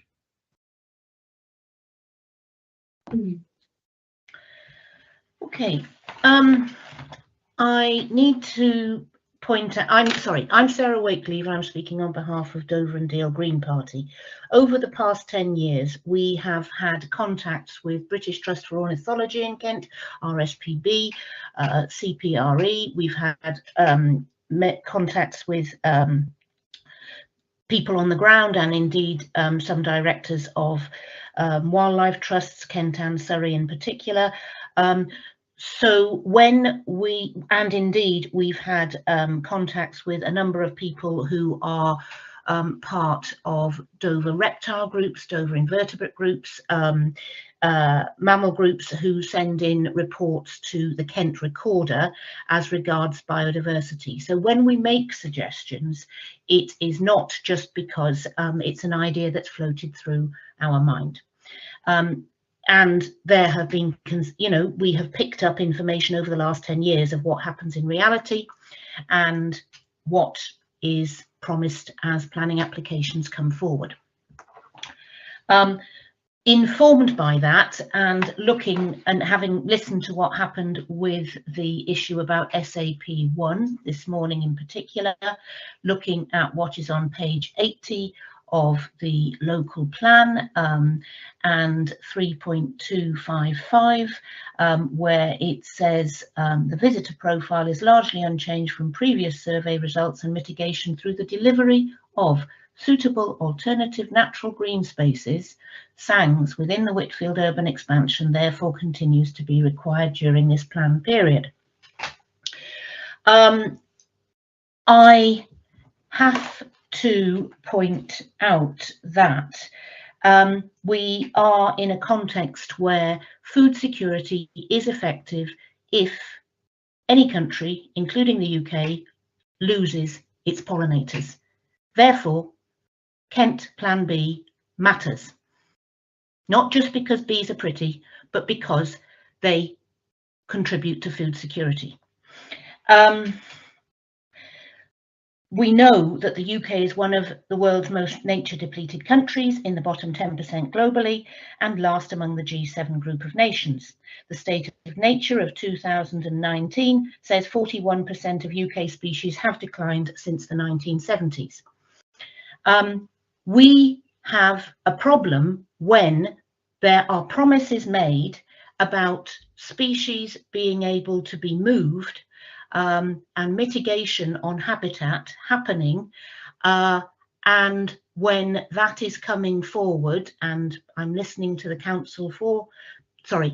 King's Counsel for the Council this morning, who says these issues can be dealt with as planning application comes up piecemeal. Now, when piecemeal happens, and when developers are preparing their own assessments of what baseline measurements are, our experience is that tick boxes are happening and the actual reality of nature depletion happens, because wild fauna, wild birds, are very disinclined to read and heed instructions to move somewhere else.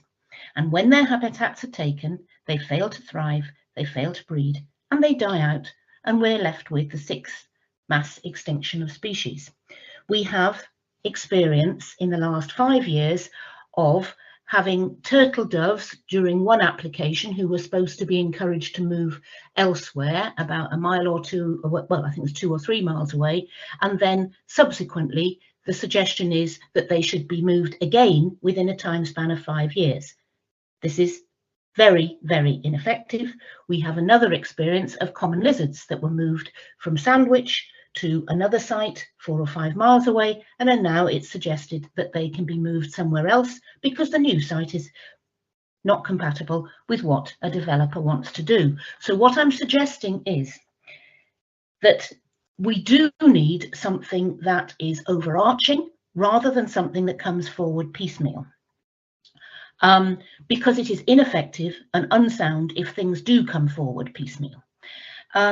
Therefore, we are suggesting that there needs to be not only measurements of biodiversity net gain that are coming forward from DEFRA. Obviously, one is also very aware that Natural England sits within DEFRA, the government department DEFRA, and obviously we have a government that has been interested in deregulation as regards planning issues. So what we're saying is net gain to be effective, if we are to try and implement the local nature recovery strategies that are within the Environment Act of 2021, then measurement should be done not only by the latest DEFRA measurement tool, Biodiversity Metric 3.1, but also by additional metrics being used, consisting of all the species to be established, Kent Wildlife Trusts in particular. So the main point is that while there are many promises there, the actual experience on the ground is that there needs to be something overarching. I'm sorry if I'm being amusing.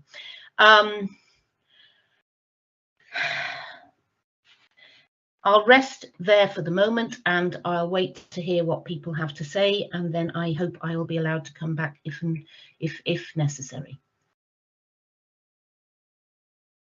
Okay, thank you, Ms. Wakelee. Presumably, a lot of this type of thing will be covered by SP 14 and Policy NE1, which deals with biodiversity net gain. I don't know if the council have anything else to add to that in terms of going back to some of those points raised.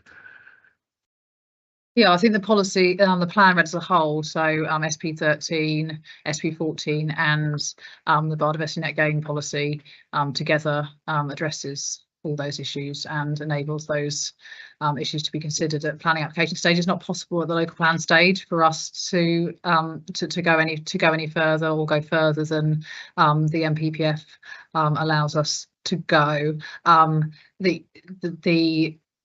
sort of projects which Miss Wakelee refers to are not proposals that are set out in the plan, so it's not something that the plan has had to look at specifically. Okay, thank you. Ms. Sullivan, do you want to make a point? Yes, thank you. I think the reasons that Sarah, the problems that Sarah is talking about are caused by the failure of the mitigation hierarchy. I think we can see that it's failing in the Dover district. If its function is to protect protected species and habitats and protect priority species and habitats, then it's failing. And it's very concerning that this should be the case. And it's very concerning that the council in the local plan appears that the only way that priority and protected habitats and species can be given protection is via the mitigation hierarchy. And if this is not effective, then we are failing wildlife in a very serious way. I just want to give you one example to illustrate how it's failing wildlife in the Dover district. This relates to the Red Row development, which is number 20/00419 on the old Pithead area. And this housing development was designed before most ecological appraisals were carried out. So features of nature conservation interest were not avoided as the mitigation hierarchy says it should be. And the results of that were that turtle dove territory was removed. Now, turtle doves are the UK's fastest declining bird species. Their numbers have declined by 98% and they are vulnerable to national and global extinction. But nevertheless, despite the birds being that threatened, the mitigation hierarchy as it was used allowed their territory to be removed. Subsequently, mitigation areas were set up at Betsanger Country Park in order to mitigate for this effect. But unfortunately now, the mitigation areas at Betsanger Country Park are being threatened by the proposed developments there. The Surf Lagoon is located right next to one mitigation area. The hotel is located right next to the other one, and the consensus among all the NGOs is that this mitigation scheme will fail. So the mitigation is not working as it should. Now, I know that the council can't change the mitigation hierarchy. There it is in the local plan, but the council can at least insist that it's used according to Natural England's advice. If you look at their biodiversity net gain brochure, they make it absolutely clear that the mitigation hierarchy is fundamental to the implementation of biodiversity net gain, and that must be the first task. So would it be possible for Dover District Council to specify that the mitigation hierarchy must be used according to Natural England's advice? Can it make sure that all ecological appraisals are carried out prior to site design and submitted with planning applications? This really doesn't happen at the moment. Ecological appraisals are not all submitted with planning applications. And it's very obvious from the Betsanger Country Park proposals that this really causes problems. For example, the hotel location was decided upon before they realised that water voles were on the site, a protected species. I mean, it really isn't working. So would Dover District Council be able to look at all of this and ensure that the mitigation hierarchy works as it's meant to work, and that is that it protects protected and priority species? And one other point, I'm sorry, I feel very passionately about this, so I just want to finish by saying, are there any further steps that Dover District Council can take in this respect? I mean, when it comes to the implementation of the priorities and targets of the Kent Biodiversity Strategy, for example, turtle doves is one of the species, water voles is another of the species. But could you not, could you decide not to allocate sites that support target species in the Kent Biodiversity Strategy? I mean, they're all under threat. Would Dover District Council be able to do something like that to improve the situation that we find ourselves in? Thank you.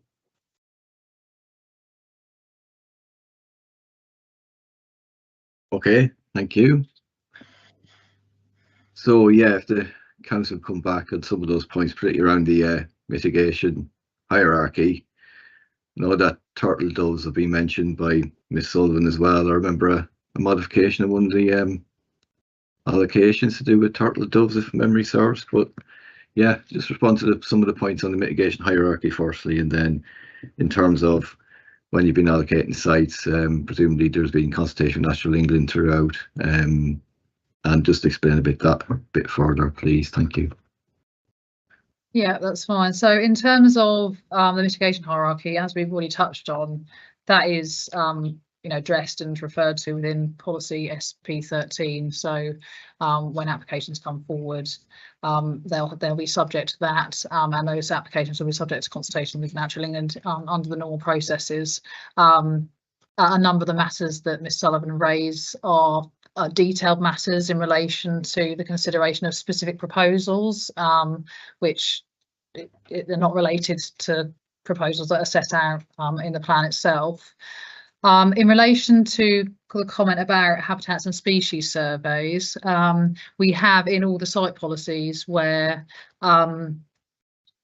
considered necessary, proposed criteria which requires those habitats and species surveys to be carried out prior to the there's a modification for all those, so they're carried out prior to the application being submitted, so that they can be considered in the early stages as part of those proposals.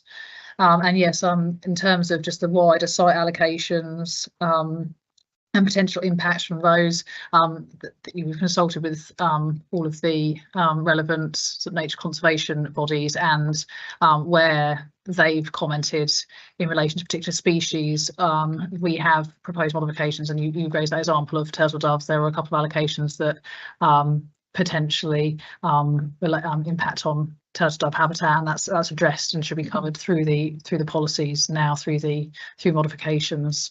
So the council considers that, as a whole, the plan has addressed and considered these matters, and a lot of the concerns that are raised are things that can't be dealt with at the plan stage and need to be looked at in detail at the when planning applications come forward. Yeah, thank you. Yeah, I think similar to some other previous sessions, we've kind of strayed into, you know, what happens when the planning application is submitted. That is something we can't really prejudge through the local plan. Ms. Wakely, did you want to come back in there? Did you have anything further to add? Thank you. Yes. I'm picking up on what the council have said as regards their additional modifications. I'm listening carefully that there has been some additional modifications of SP13 on C, D, H, I and K. I am looking in specifically at the criterion on page 85D in relation and it this is about wintering bird surveys will be required for all sites with high or moderate suitability. Qualifying bird species of Thanet Coast, Sandwich Bay SPA, Ramsar site, Stodmarsh SPA, Ramsar sites, and Dungeness is outside Dover. Dungeness, Romney Marsh, Rye Bay SPA, interesting, in order to determine their individual and cumulative importance for these species and whether the thresholds of significance are exceeded. Now, one other thing that I'm particularly interested in is the next sentence. In such circumstances, when impacts cannot be avoided, appropriate mitigation in the form of habitat creation and management in perpetuity on site in the first instance. Is there any chance of having some reassurance that in perpetuity means that you're not going to ask some species to move twice within the space of 5 years or twice within the space of 10 years, that in perpetuity has some meaning?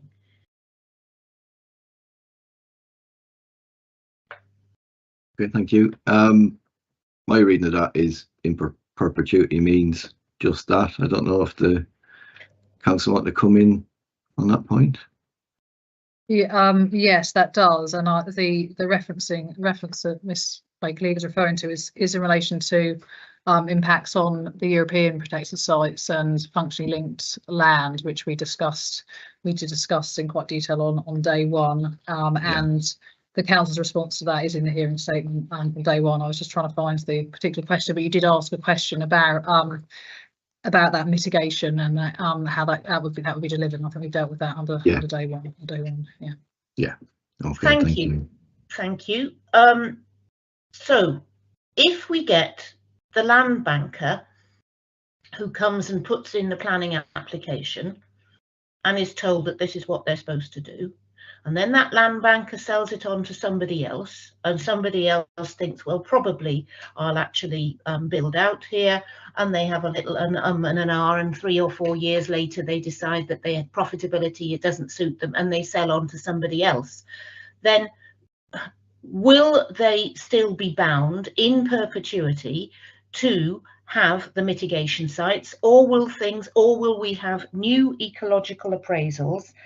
And the piper paying the tune of the different developers will come up with a different ecological appraisal that says that they're not bound by what has happened previously, so that once again the poor species that are in decline get left out of the whole equation.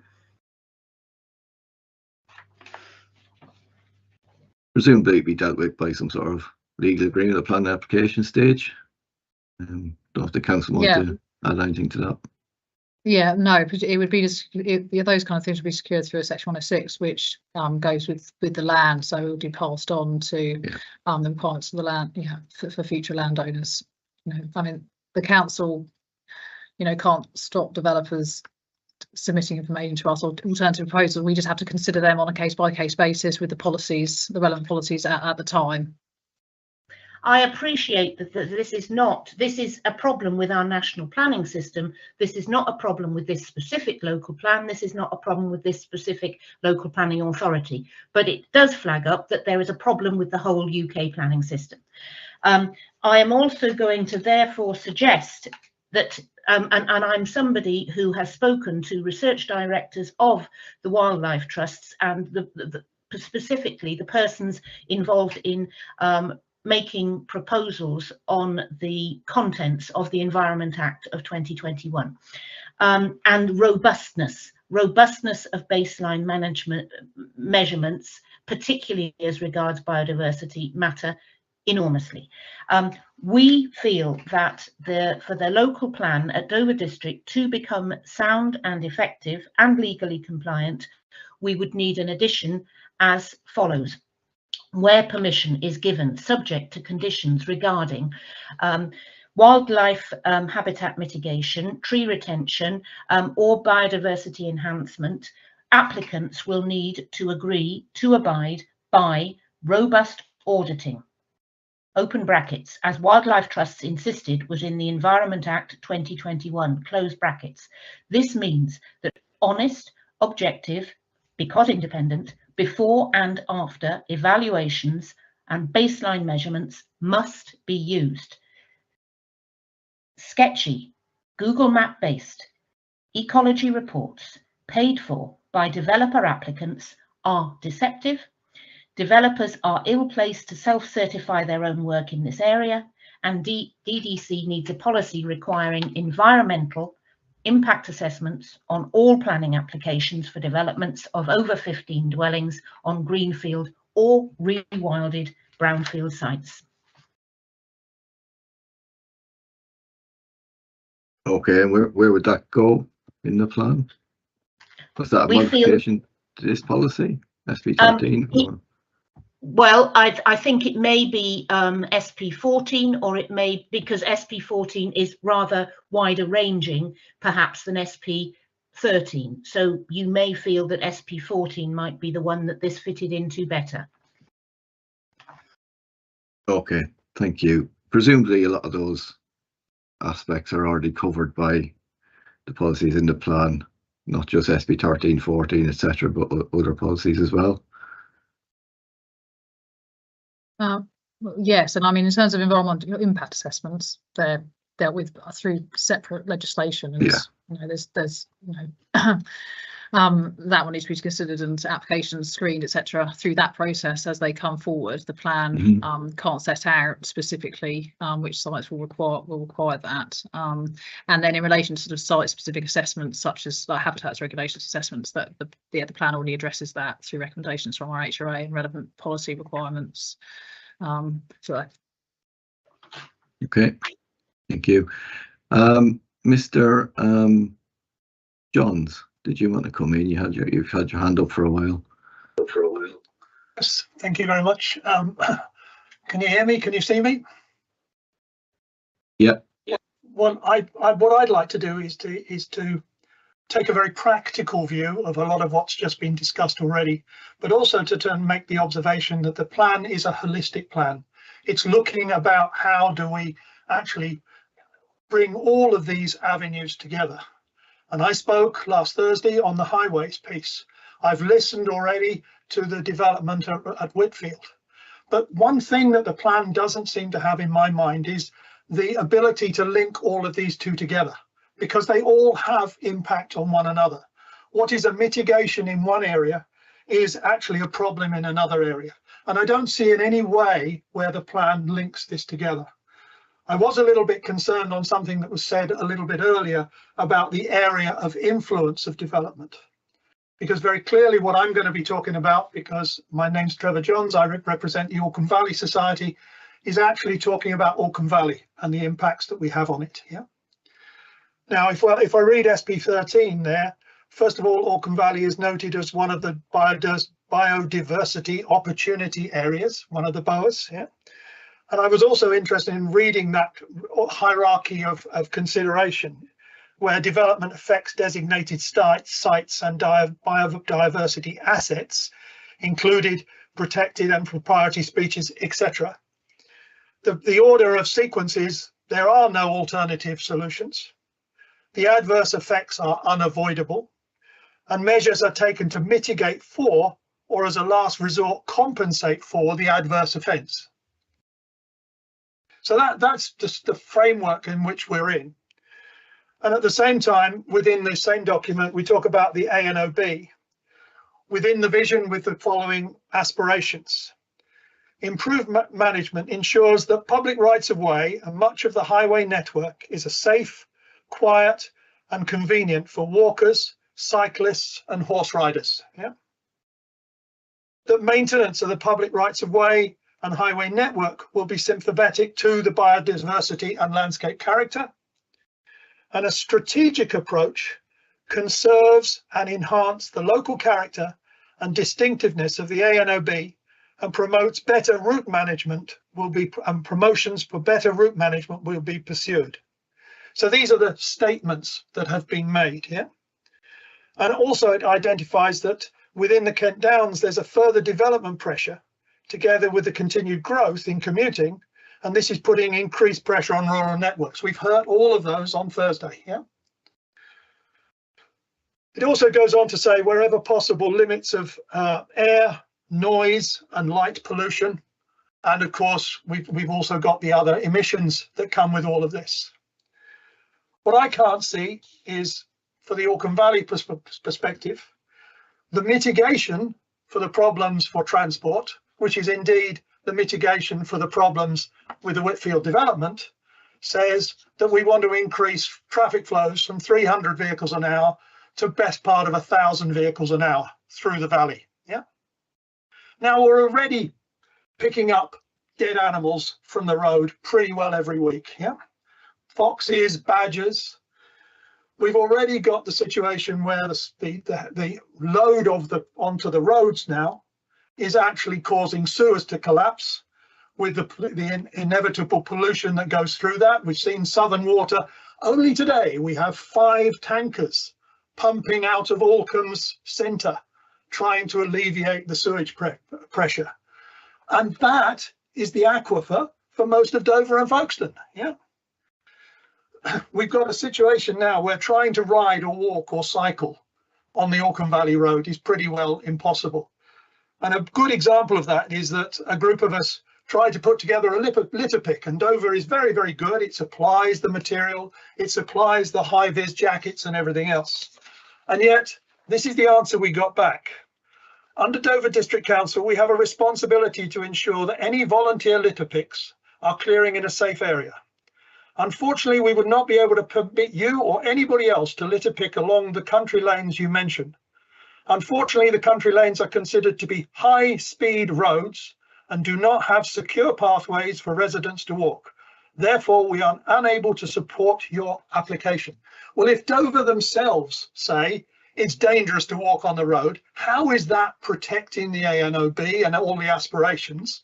And how, in their mitigation, does that mean that they can increase by more than double the amount of traffic that goes through? At the second time, we've only delivered, and I think I sat through that, there's something like 800 houses have been delivered. Well, at the moment, we have had up to 20 tipper lorries an hour coming through the valley because no controls have been put on how heavy good vehicles should go to sites.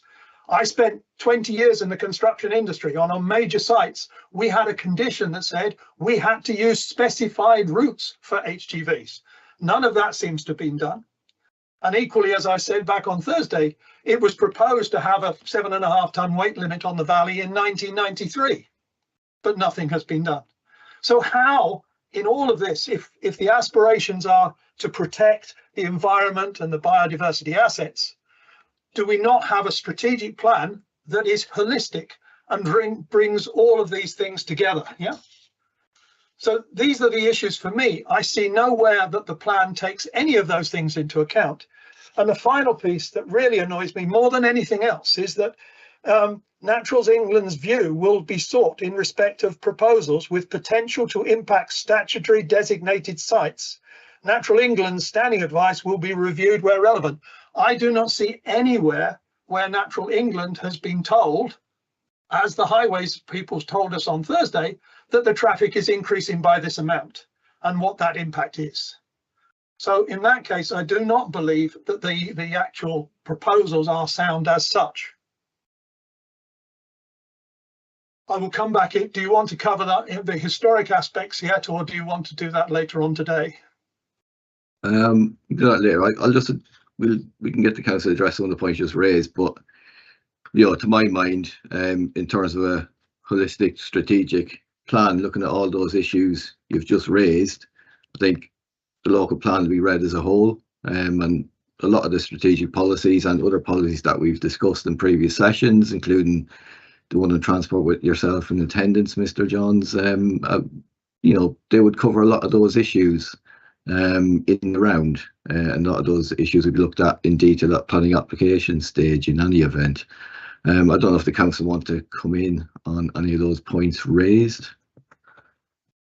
No, I haven't got anything further to add other than what you've just said, really, that the plan is read as a whole, and the policies within it cover those raft of issues that Mr. Johns has raised, and we did discuss specifically the transport issues last week. We did, yeah. Okay. But I would point on that. Yeah. Literally one mitigation in the plan is to increase the traffic, and that is totally contradictory to what we're discussing today. So yes, the plan doesn't stick together because they contradict each other.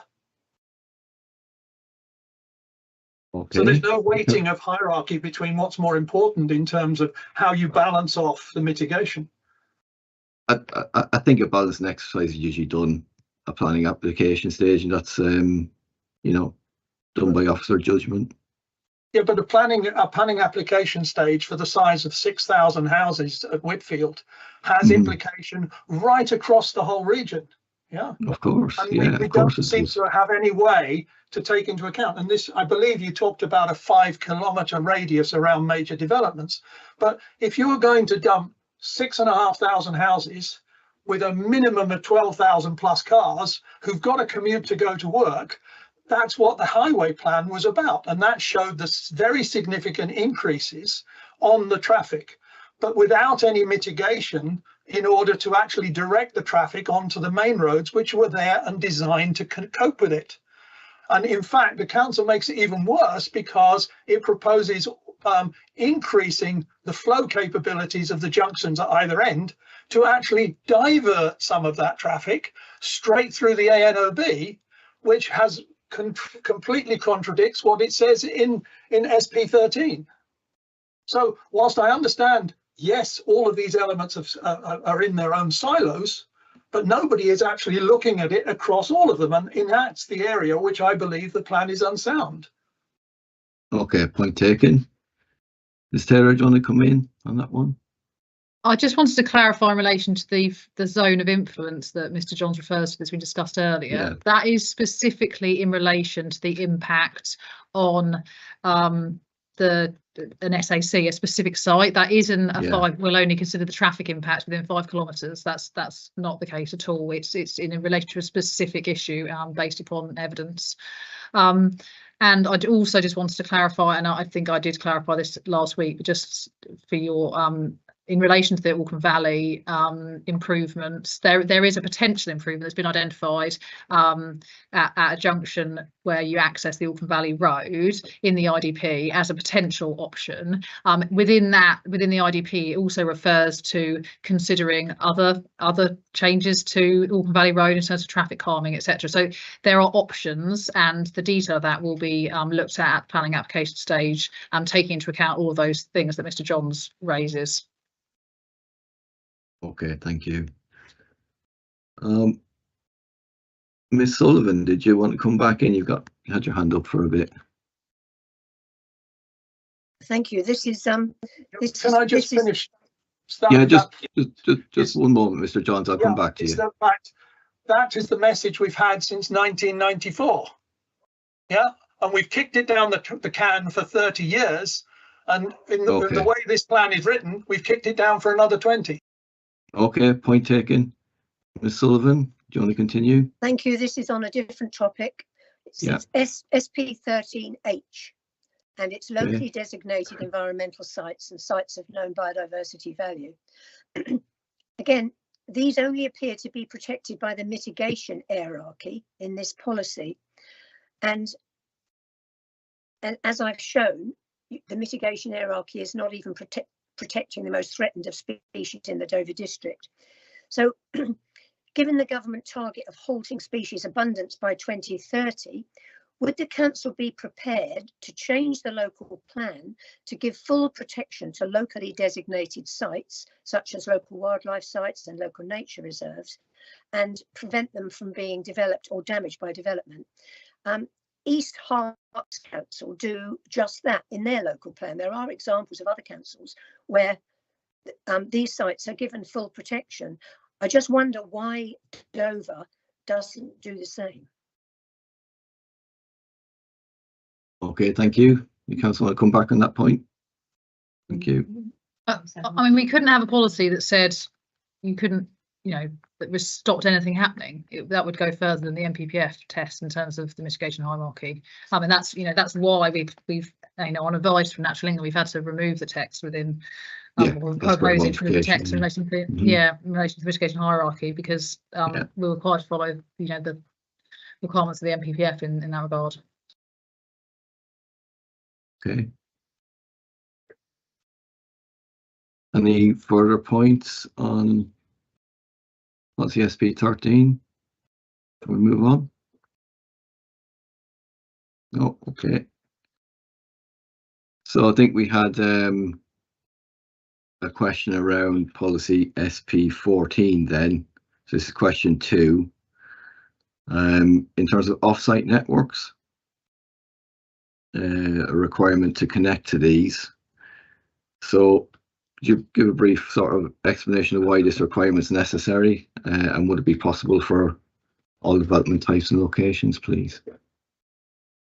Thank you. Yes, that's criteria B of SP 14, where we ask every development, excluding householder, to be required to connect to and improve ecological networks. So that's sounds much more complicated than it is. So ecological networks are essential to allow species to respond to climate change, move through the landscape, and move for feeding and breeding. It's not always possible to connect directly to a network, so even the provision of an island of habitat does assist different species.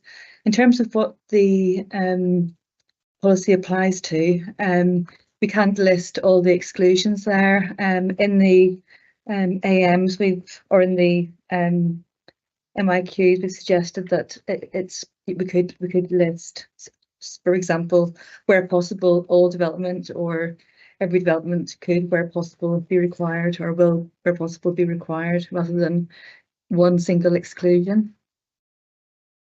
But happy to get your guidance on that. Okay, yeah, I think that might provide a little bit more clarity and, you know, make it less restrictive, a little bit more flexibility. So yeah, where possible, you know, you can say every development where possible, student householder will be required to connect, something along those lines. Okay, thank you. Ms. Sullivan, did you want to come in again? Yes, please. If I could just Sure. make a comment about SP 14. Yep. It's not clear to me. Is the intention of SP 14 that the district's green infrastructure should be protected from development? If so, it's not really specified.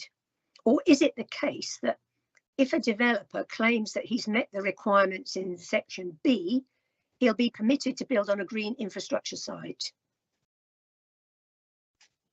I think criterion C, it says that development should ensure that the integrity of the existing network of green infrastructure is strengthened. So, you know, it's about improving it where possible, and avoiding a net loss. Another criterion D in terms of net gain. But how would a developer show?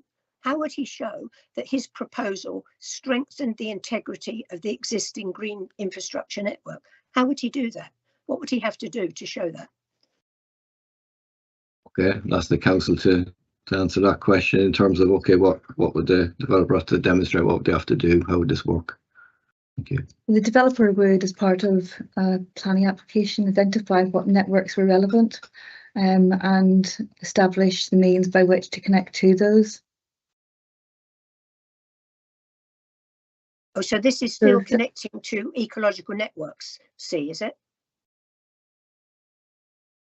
Sorry, part C. That's the Yeah, integrity of the so existing it's green network. infrastructure. So green infrastructure is a wider definition than the biodiversity opportunity networks or other definitions of ecological networks. So it's but yes, the developer will have to look at that issue and demonstrate that there is links and enhancements. Okay, thank you. Ms. Wakelee, do you want to come in again? Thank you kindly. Yeah. I too am looking at page 90 of the local plan, and I'm looking at SP14, enhancing green infrastructure and biodiversity. I'm looking at C, development should ensure that the integrity of the existing network of green infrastructure, including hierarchy of designated sites, local nature recovery network, and biodiversity opportunity areas across the district is strengthened as part of proposals. The first point is that we are asking for perhaps a main modification in that should be changed to must. When one puts in should, then it's an invitation to developers to say, well, we agree we should, but we're going to mitigate somewhere else off-site. So must. That is what I'm suggesting there. I'm also coming back to the issue of protecting parcels of, what was the phrase used? Parcels across parcels of SANG across SAP1, and this parcels of SANG suitably, I think ties in very well with a point that I raised on SP14 yesterday. The habit of large developers is to do a clean cut of everything across a site where they're putting up hundreds of homes. But when they do a clear cut across a site, then you are losing mature woodland that is doing the sequestration of carbon now, that is providing the habitats for invertebrates and other wildlife now.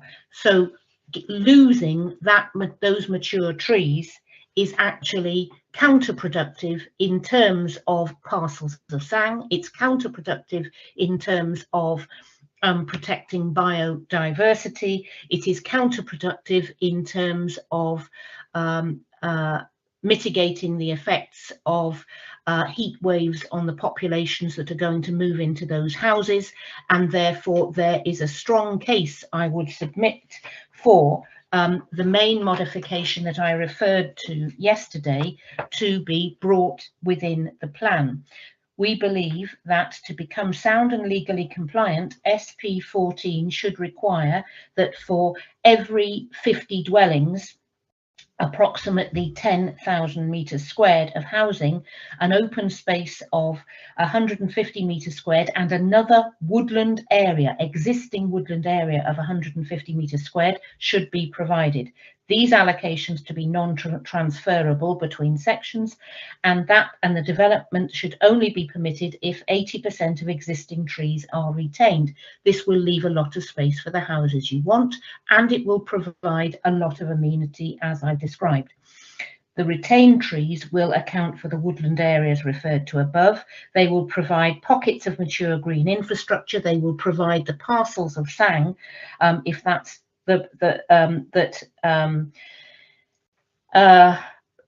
allows us to fulfill the legally binding UK net zero strategy of 2019, and will benefit new residents. Furthermore, any new trees planted, and particularly planted by the developer with their eye on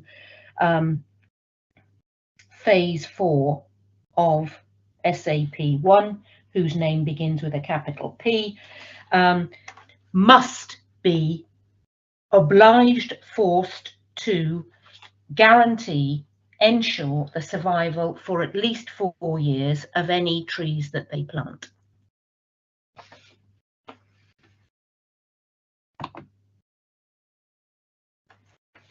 Okay, thank you. Presumably that those points in terms of open space and trees are covered by other policies. Yeah, that's correct. And we discussed these policies yesterday. So there's policies that require a certain amount of open space on new developments, and there's policies in relation to tree planting and protection, which cover this matter. Yes.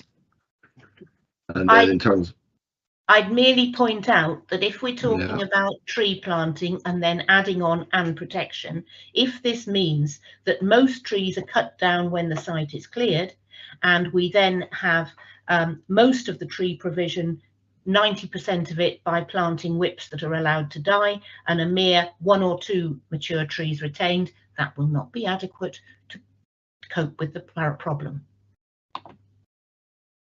okay, thank you.